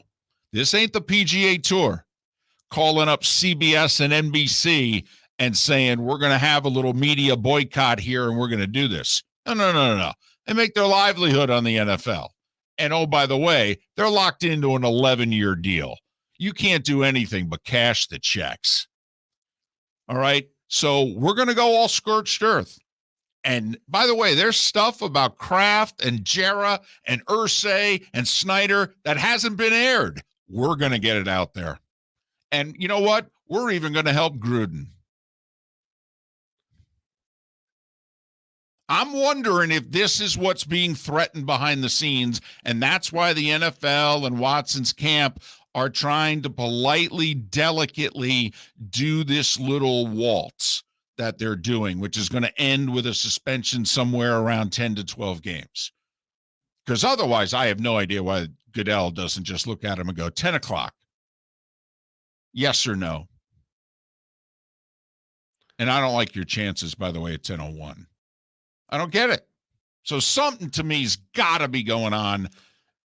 And I would think, and if I'm the NFLPA, by the way, that is exactly what I would be threatening. I'd be threatening war. And then I think you have a bunch of the owners that are in Goodell's ear that don't like this contract, want to see the suspension go into the next year. They're not in any hurry to have this help the Cleveland Browns out. So I think Goodell's getting it from both sides, by the way. Do you know how much the owners hate Haslam right now for that guaranteed contract? I don't think people understand the angst behind the scenes towards Haslam and the Browns for this contract. I don't think they understand it at all. You know how the Ravens feel about this contract? Oh, it's killing them. Killing them. Kill him. They'd have no issues with Lamar. Lamar loves them. They love Lamar. They would have signed this 5-year deal a while ago. It would have been 3 years guaranteed. He would have gotten his whatever amount of dollars. And this would have been easily done. Totally. 5 for $240, 170 guaranteed. Thank you very much. Lamar started negotiations in June. They went had it done by Father's Day. Done. Oh, no. I mean, Denver's going to have it with Russ here in 6 months. What do you think Russ is going to ask for? He's going to ask for, A, more than Aaron Rodgers, because he thinks he's got the Broncos over a barrel. And if you watch the quarterback play since Peyton Manning, you'd have to think he's right. And then he's going to go, well, hell, if Deshaun Watson can get a fully guaranteed deal. I've been a model citizen. That's right. The other side. Russ can raise his hand going, I've done nothing but be a poster boy for the NFL. And I'm arguably better. And I did go to 2 Super Bowls and win one. So, yeah. I want more than Aaron because that's how the game is played. You just ask for more. It doesn't matter if you are better or not. You just, And that's the way that it goes anyhow. Yeah. The next guy gets more money than the previous guy more times than not. Right. And I'm just like we've joked about Joe Burrow. I mean, come on. If Joe Burrow looks at Mike Brown and goes, fully guaranteed, Mike, fully guaranteed. And those, I really don't think at the end of the day, the Broncos they'd be upset, but not as upset about giving a Russell Wilson a guaranteed contract. Russell Wilson's proven. Well, and also the guy who just bought the team's Walmart money. but just leave it at Russ. Russ has done enough as a quarterback that if you were to give a guaranteed contract on the field, off the field, there's nothing to say Russ doesn't deserve it. A little bit of injury. I got the only thing you can worry about Russ is because what is he? Negotiating this contract, he'll be 34. That's about the only thing in which you go, really? I got a guarantee all the way through like age 38, 39, Russ? But while we think Joe Burrow is the second coming and Justin Herbert's the second coming, they've done very little on the field. It's a very small sample, and these guys are going to be demanding guaranteed contracts. That changes the scope of the whole league, David. Well, especially in Joe's case. Joe's bigger in the franchise right now in that area. He is. That franchise was in unbelievable trouble 2-3 years ago before Joe Burrow. We had Mo Egger on, in which he said, I would bring up the Bengals during football season, and people would say, why don't you talk Cincinnati Bearcats or the Reds? That's how much trouble the Bengals were in. They had a small stadium. They'd have a third of it empty for their games. They'd have like 43,000 people at some games 3 years ago. And Mike Brown was talking about wanting a new stadium, and people were literally saying, you could move this team as far as we're concerned. The community was saying, hey, Mike, we ain't giving you a dime. And you know what? If you want to move it, move it. And if it means outside the area, we'll be bummed, but we ain't giving you a dime. And now Joe Burrow comes along, and 2 years later, they're in a Super Bowl. Honestly, this guy's getting him a new stadium. Come on, there's not a thing Joe can't ask for that at the end of the day, Mike Brown's got to give him. Because he knows if he's got number 9, he's getting a new stadium. And he's going to have sellouts and the suite sold out and what have you for as many years as he's under contract. That's the other thing. You go into a new stadium with it sold out. So when Joe Burrow, and you can start negotiating at the end of this year. After the 3rd year, they have to officially pick up the 5th-year option, but then you can negotiate. I would try to do a Mahomes-like deal with Burrow. Honestly, I'd want 10 years, over 50 a year. Miller and Moulton, Florida Sports Network. Golfers, are you bored of the same old driving range warm-up routine that's not getting you the results that you want on the course? Power up your golf swing by adding resistance bands to your range sessions with the Orange Whip Golf's Power Strap Kit. Featuring band attachments to your feet and hips, Power Strap resistance training will boost club head speed, increase power, improve flexibility, all with just a few swings. Buy a Power Strap Kit today.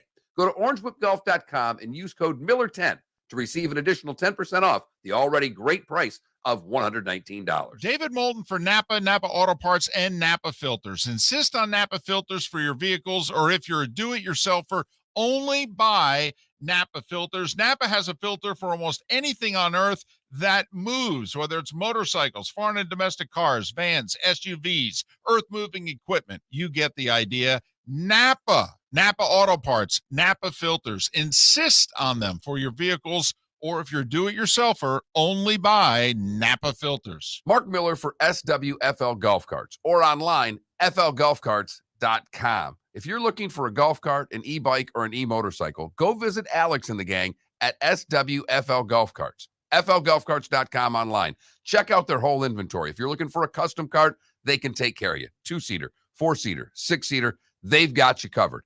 E-bikes, nobody better for value and service. E-motorcycles, check them out. Again, flgolfcarts.com. flgolfcarts.com. Bring your big mouth to John Smith Subs and indulge in their overstuffed subs with the freshest quality ingredients. Enjoy our famous steak bomb with perfectly grilled marinated sirloin steak topped with provolone cheese, grilled onions, peppers, mushrooms, crispy bacon, juicy tomatoes, and creamy mayo.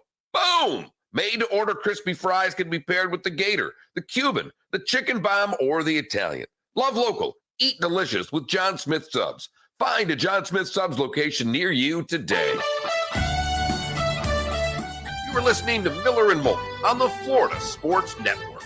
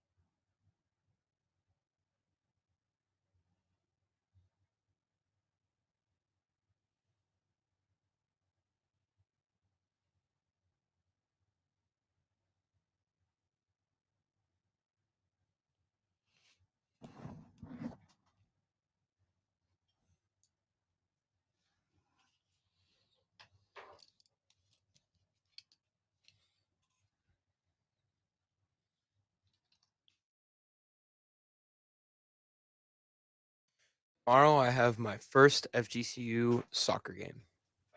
Oh, okay. Yeah. So you got the PA gig? Yep. I got the script. I got everything. Have you practiced? I got to start practicing. Well, you should be practicing daily. Yeah, I know. I got the script last night. I looked at it and I was like, I'll practice tomorrow.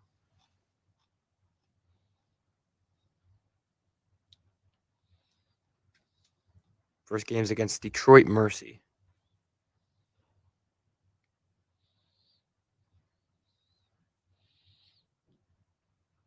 Make sure you take your time. That'd be my advice to you. Slow down. Yep. And very much so. And because, especially doing PA, people are not paying as rapt attention as they are elsewhere. So take your time, read it slowly, and also read it from your gut, your diaphragm. Let the air settle. Don't talk from your throat. Talk from your stomach. This way it'll be deeper. I'm narrating the game. No, you're reading ads. True. You're not narrating the game. You're reading ad copy. Your job as a PA announcer is to read ad copy. And you're going to have Denise, whatever her name is, over your shoulder the whole game telling you every mistake. I'm not joking. Every time you make a mistake, she's going to be yelling at you. Yep.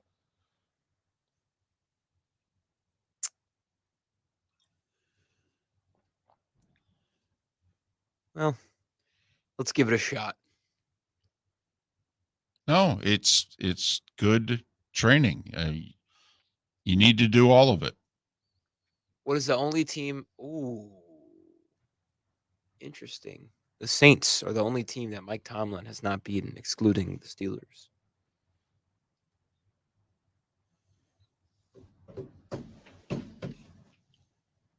What do we have here? We can go back to the debate, like in the Twitch chat room. There's a debate as to whether or not, like, I don't think LeBron's going to be a problem at all, and most people are like, "Oh, he's going to be a royal pain in the ass." Well, first off, we need to do this. Napa, Chase Elliott out of the break. Okay, We've not given them a lot of love today. yeah, give him a little. But yeah, I agree. I think They're listening nonstop. Yeah. By the way, I mean, I'm one day away from. Well, then you write the copy and we'll read it. That's usually how it works. By the way, the salesperson and the client get together. They produce the copy. They give it to the talent. Okay. So, but we'll take one more stab at this. I understand the politics. Everybody's happy. Everybody's got smiles on their faces. Deadstrick, I wonder how good J.R. Smith really is at golf. Like, are we talking borderline LIV? No. He's a college golfer. A college golfer. Can you imagine if he graduates, though, and tries out for the LIV? No, he's playing at a historically black college where I'm guessing, you shoot mid-70s, you can make the team. By the way, he was voted like the student athlete of the year. I know.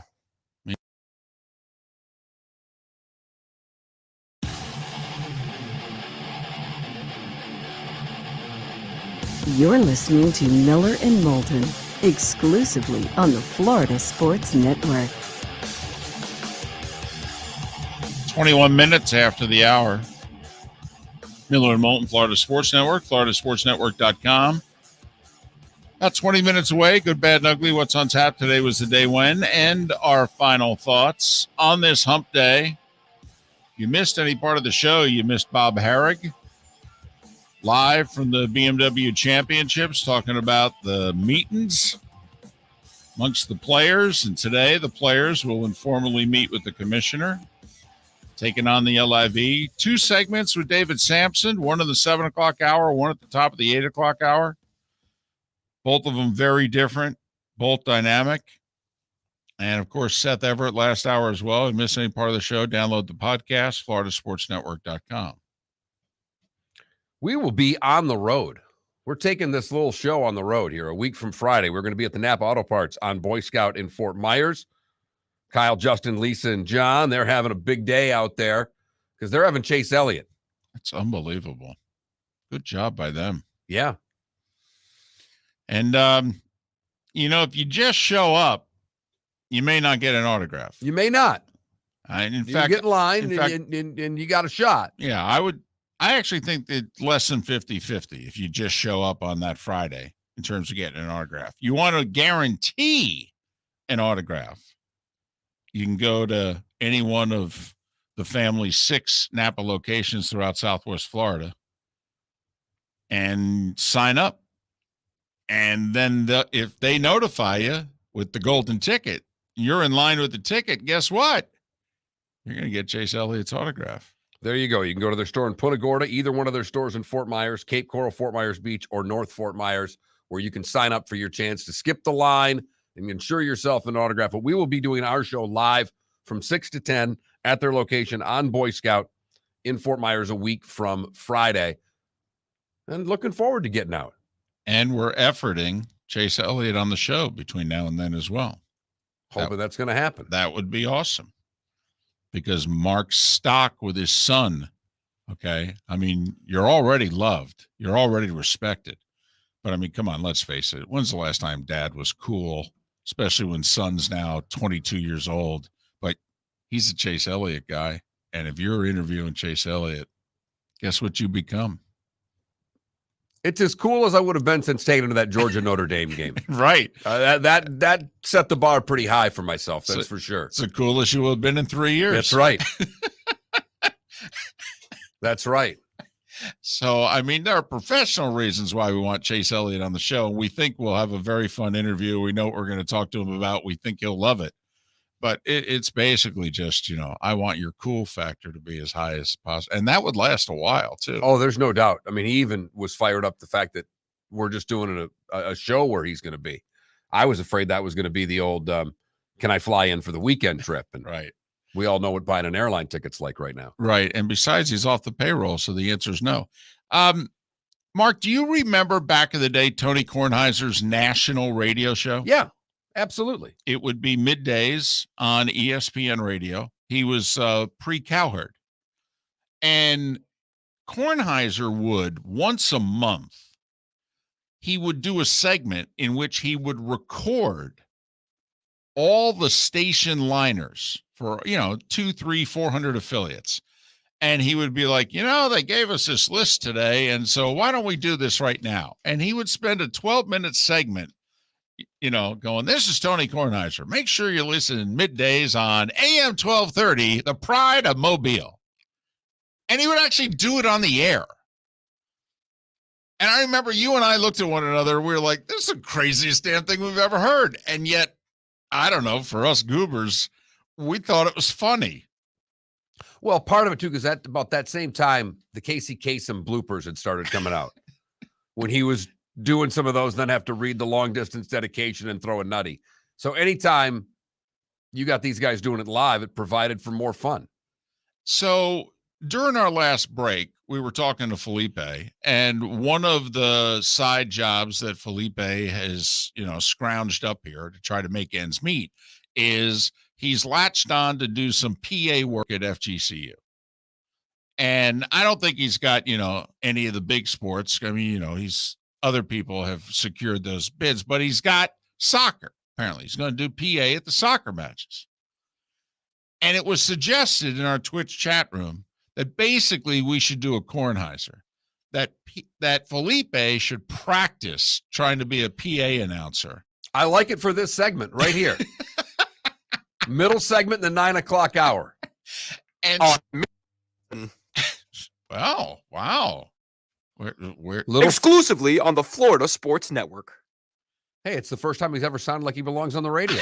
Hey. Wow, he sounded like 15 years older than Yeah, you at actually least. sounded like a professional. Well, I did give him tips. I said, listen, and both of us said, you got to slow down. He didn't listen to that part with either of those. No. little things. Oh, come on. But we also said, hey, you got to do it from your diaphragm.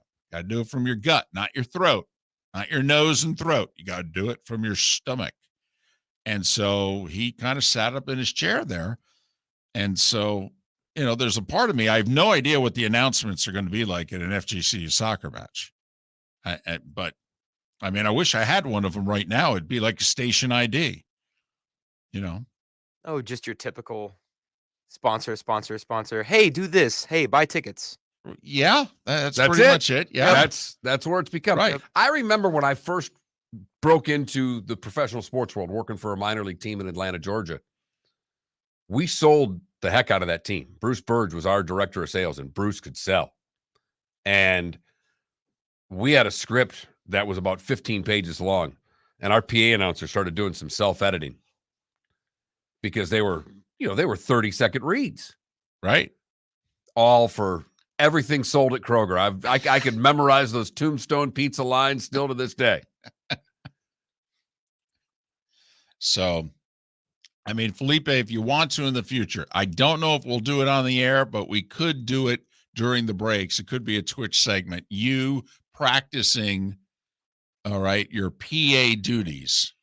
The slowing down part's probably going to be tough for me because, where I grew up, it was. Yeah, it doesn't matter. I know. Here's the problem. Now you're a professional. I know. And also, And you will talk faster when you are nervous. That's Yes. just a fact. Yeah. So that's why the reason we both said slow down is that inevitably all of us, no matter who you are, when you are nervous, you will speak more quickly. And you're going to be nervous doing this because you've not done it before. Right. And also, you have to imagine that you are sitting in the stands, all right, and you've been a fan before.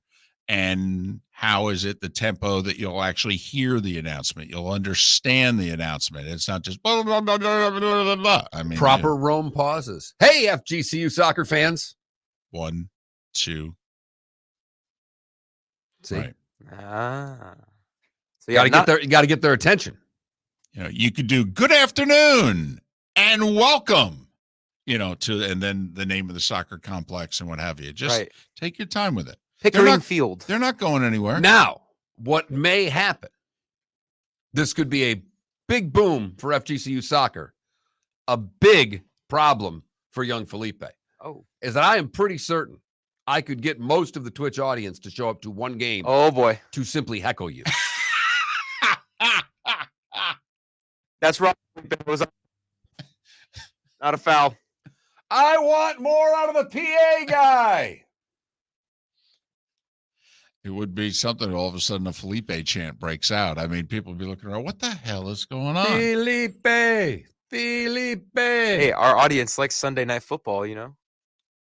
So, just there you go.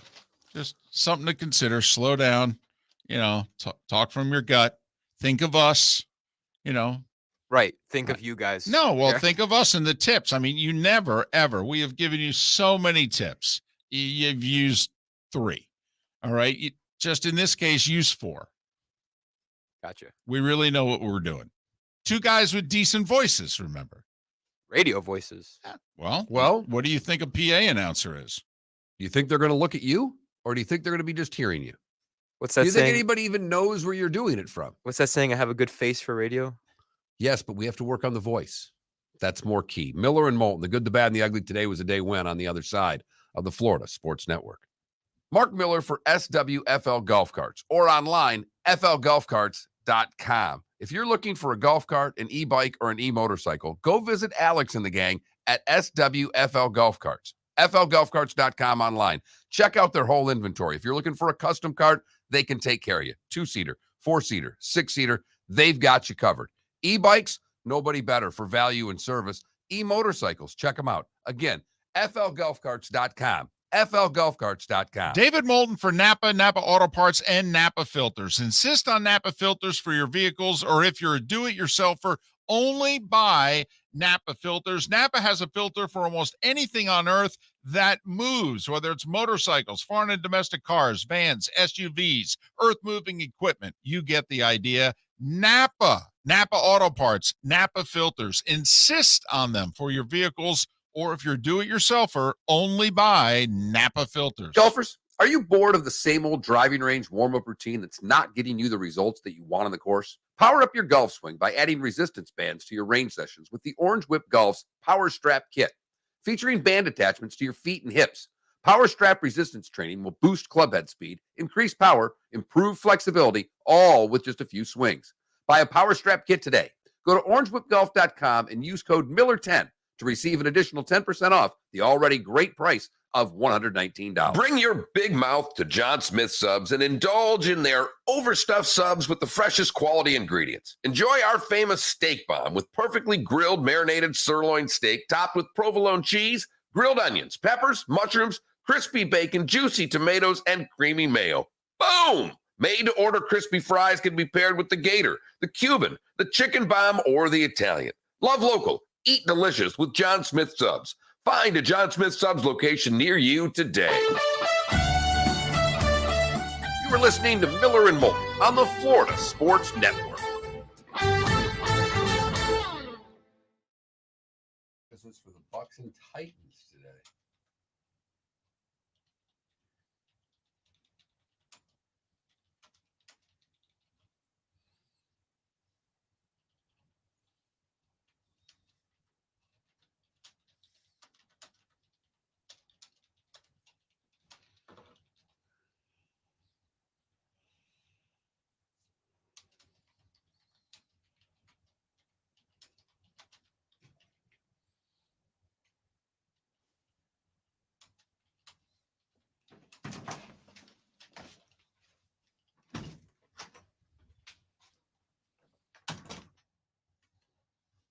Fans, here are tonight's key. Ooh, wow. Key.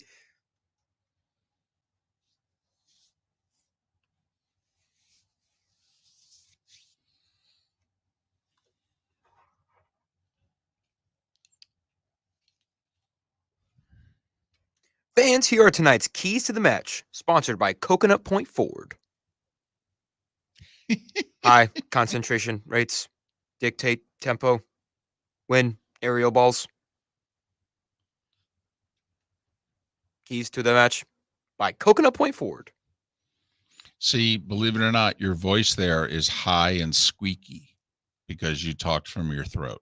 Ah. Like when you just did the whole by Coconut Point Fans. Forward. Here are tonight's keys to the match, sponsored by Coconut Point Forward. Right. And even there, you're still kind of talking from your Adam's apple up. Okay. If you want your voice to be deeper, in all seriousness, the air settles in your diaphragm there and you talk from your diaphragm. That's how you get a deeper voice. Fans, here are tonight's keys to the match, sponsored by Coconut Point Forward. You started with your diaphragm, and as you continued forward, you could tell it went. Damn. Well, but also, because the other thing you did was when you get faster, you get higher pitched. Right. And like there, you went fans real slowly, and then you went fast. Okay. Welcome to Pickering Field, where tonight's matchup are and I forget what the nickname of Detroit Mercy is. Okay. Let's just say the Royals from Detroit Mercy and your Eagles of FGCU.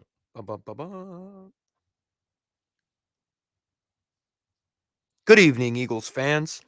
On behalf of University President Dr. Michael V. Martin, Director of Athletics Ken Cavanaugh, and the ASUN Conference, welcome to Pickering Field at the FGCU Soccer Complex for tonight's women's soccer home opener featuring the Detroit Mercy Titans. There you go. And your Eagles of FGCU. There you go.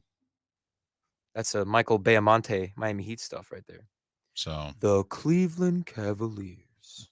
Boo! And your Miami Heat. There goes Mark.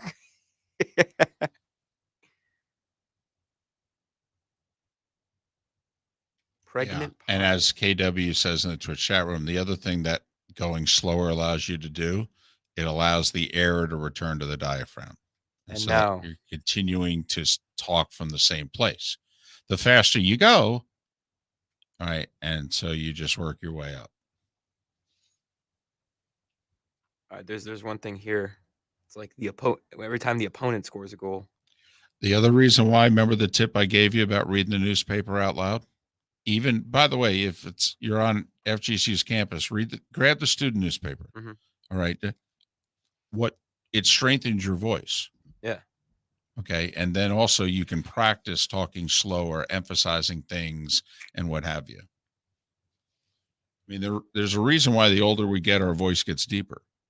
It's because we've used our voice so much for so long that our voice gets deeper. Goal scored by number 10, Abby Wambach, in the 19th minute. Her 12th goal. You're talking from your throat. I can hear it. It's really easy to hear the difference. When you talk from your gut, it's a deeper voice also. You enunciate and you come out and you're not breathing. And it's more solid. Indubitably. And even when you're trying to talk slower from your voice, it's tinnier, it's thinner. And as a PA announcer, you want a heavy voice. Yeah. All right, let's go.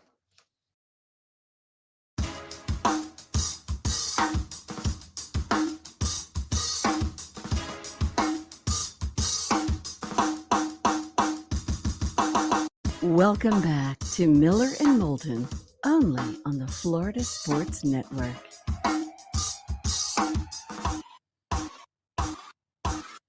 "22 minutes until we're out of here. Miller and Moulton, Florida Sports Network, floridasportsnetwork.com.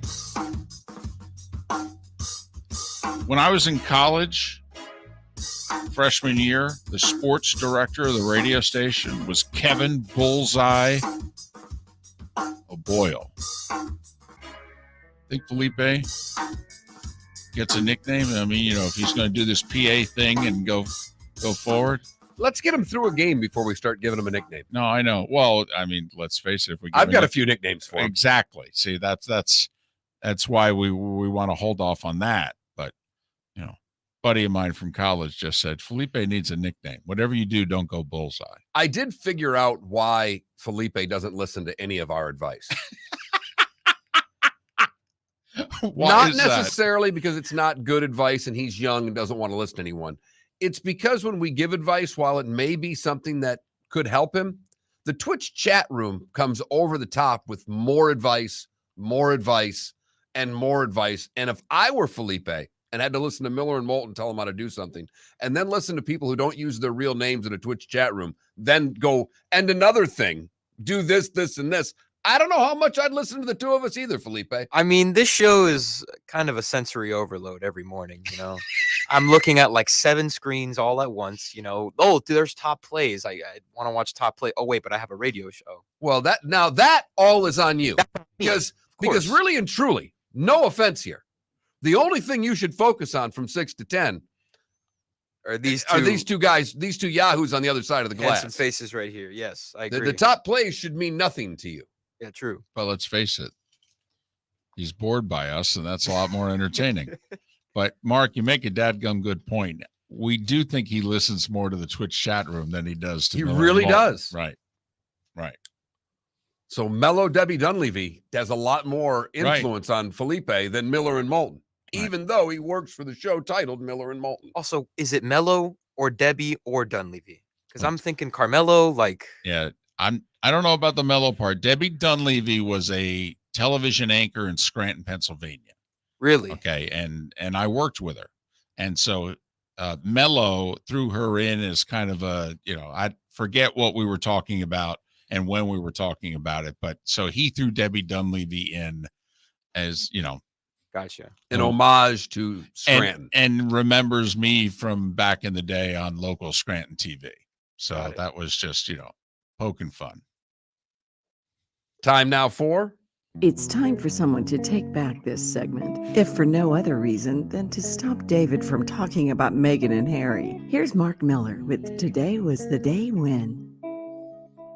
We start today in 1903, when Joe Pulitzer donates $1 million to Columbia University to begin, wait for it, David, the Pulitzer Prize. Usually when you donate a lot of money, Mark, people want their name on it. 1903, $1 million is some righteous bucks. Yeah. Also, is it Pulitzer or Pulitzer? It's a good point. You pick. You're the PA announcer. All right. You can go either way. I like Pulitzer. 46, Orwell publishes Animal Farm. I thought this was a quirky stat that I wanted to get out. Today in 57, Richie Ashburn fouls and hits fan Alice Roth twice in the same game. First time, he breaks her nose with a foul ball. Then, while she's being carted off on a stretcher, the foul ball hits her again. Rough day for Alice. Yeah, really. In 69, Ray Floyd wins his first of 4 majors, beating Gary Player by 1 for the PGA. It was also the final day of Woodstock today, with Jimi Hendrix being the lead act. Today in 1973, Willie Mays hits his final 660th home run of his career. In 79, Monty Python's The Life of Brian premieres. We skip all the way to 97 when DL3 wins his only major at Winged Foot, beating Justin Leonard by 5 for the PGA. 2008, Michael Phelps gets his 8th gold, breaking Mark Spitz's record of 7 in one Olympic Games. Yeah, that was one Olympics. He won his 8th gold in a single Olympiad. What, 23? Is that the number that he's got total? Something like that. Ridiculous. And Rafi wins gold as well today in 2008. Those born today that are no longer with us, a couple of good ones. Davy Crockett, Mae West. Those that are still with us. Bobby De Niro is 79 today. Belinda Carlisle is 64. Sean Penn, 62. John Gruden is 59. Ed McCaffrey is 54. Christian Leitner and Donnie Wahlberg are both 53. Jorge Posada is 51. And Antoine Randall is 43 years old today. How many people do you think get away calling him Bobby?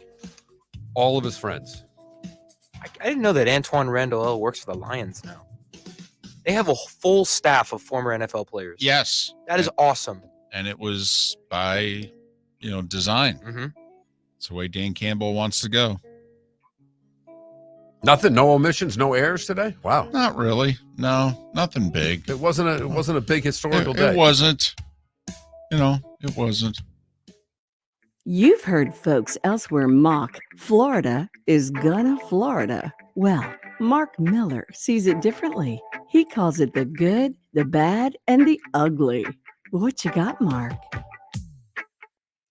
For the good today, kind of a weird story, but it made a family happy. A pair of Mississippi River salvagers found a message in a bottle from 30 years ago. It was an 8th grader named Brian. They found it, tried to get a hold of him. Bobby died at a young age, actually gave the note to his parents, and it made mom and dad, well, relive a little bit. The parents are now in their 70s. The teacher's 82. The note floated 200 miles to the Yazoo River where it entered a canal and could have ended up in the Gulf of Mexico, but brought some comfort to mom and dad. So a good there. For the bad, we go to the zoo. We're at the St. Louis Obispo County Zoo.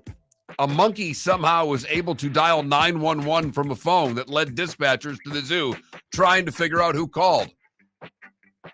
Turned out that the monkey picked up the zoo's cell phone, started pushing buttons, and dialed 911. No arrests were made. And for the ugly, we'll come back to Florida, where Flagler County Sheriff said that Jack Fisher was arrested on an undercover buy. The 18-year-old drug dealer was arrested after asking a county commissioner if he wanted to buy an 8-ball in a random text message. Joe Mullins alerted the sheriff's office that he received a text message from someone offering to sell him an 8-ball. They took screenshots from the text conversation, tracked it back to Fisher. They kept in touch with the two, and, well, not only did he try to sell an 8-ball, but it wasn't cocaine. Guess what? It was fentanyl. So now he's going to do even more time. And that is the good, the bad, and the ugly on today, August the 17th, 2022. Man, those are some disturbing stories. I don't know what to tell you. I know. Hey, it's just what's out there. I got it. It's not all sunshine and unicorns out there, David. Especially in Florida. We have 6 afternoon baseball games today. Don't know how many. I mean, Baltimore and Toronto, probably the biggest of the afternoon games. Marlins have a 4:00 game against the Padres. I guess the attendance. Oh, sorry. That was me. I'll go 15,000. In San Diego? No. Yeah, it's the Padres. Yeah. It sounds, I'll go over that. Wednesday, 4:00. Kids are back in school, though, right? Not in California. No. It's here. Oh, it's here? Oh, 15,000 you're over under? Yeah. Under. I mean, way under. I mean, Miami-Dade schools have started, right? Yes, they started did. last week? They started this week, I believe. Oh, this week. Okay. Correct. So 15,000 is too high. You're going under? I'm going under 10. I think I'll go over under 10. I'll go under 8. Okay. Ooh. Oh, wow. Them's fighting words, but all right. One of the 6 afternoon games, Phillies in Cincy, Cubs in Washington. Rays tonight against the Yankees. Game 3 of the 4-game series in Atlanta. Scherzer on the mound for the Mets against Jake Odorizzi.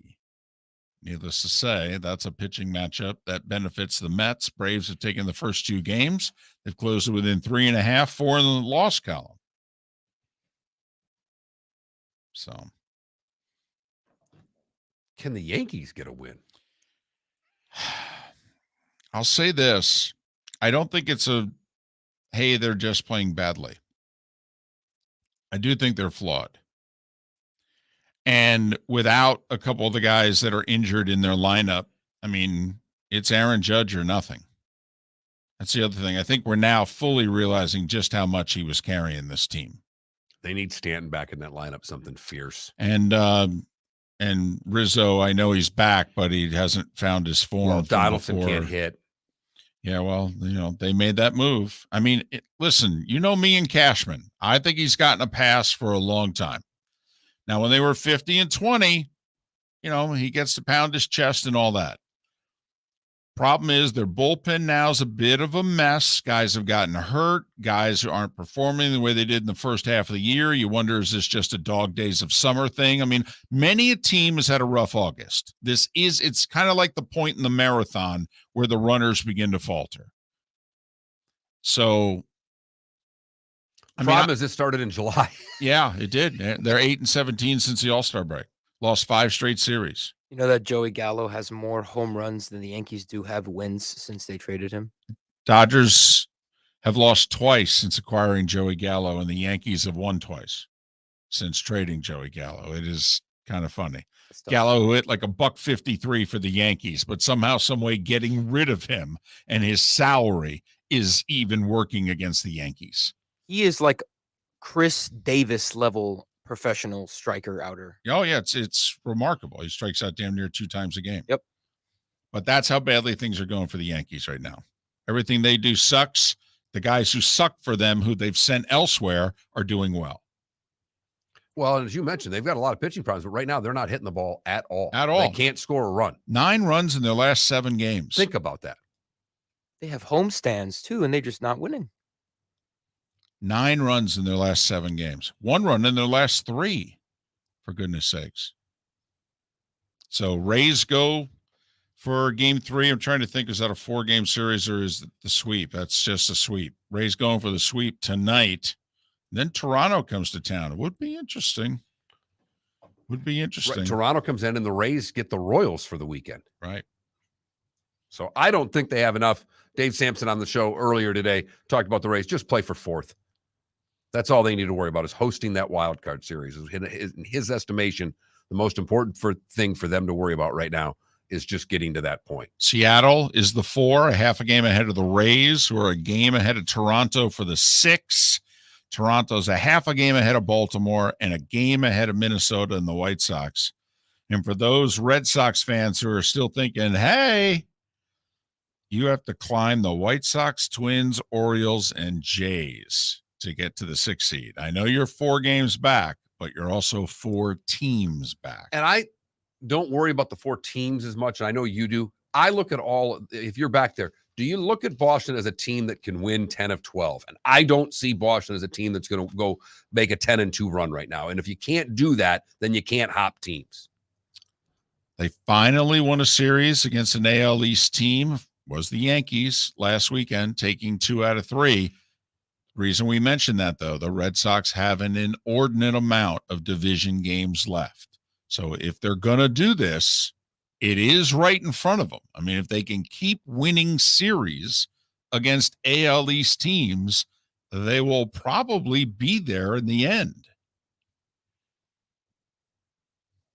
But remarkably, it's the Orioles that everybody's going to have to contend with to try to get through them. They trade Mancini and Lopez, and they've just kept on keeping on. They do have a tough schedule, but so far they're navigating it. I mean, they're owning the Jays. They did lose 2 out of 3 to the Rays, but they're 10-4 this month are the Orioles. Burned out bullpen. They don't have starting pitching that gets them very deep. They use a lot of pitchers every night. You wonder at what point that just implodes on them. But so far, it has not. And good for them. And we brought this up last week, and Logic Man in our Twitch chat room saying it again.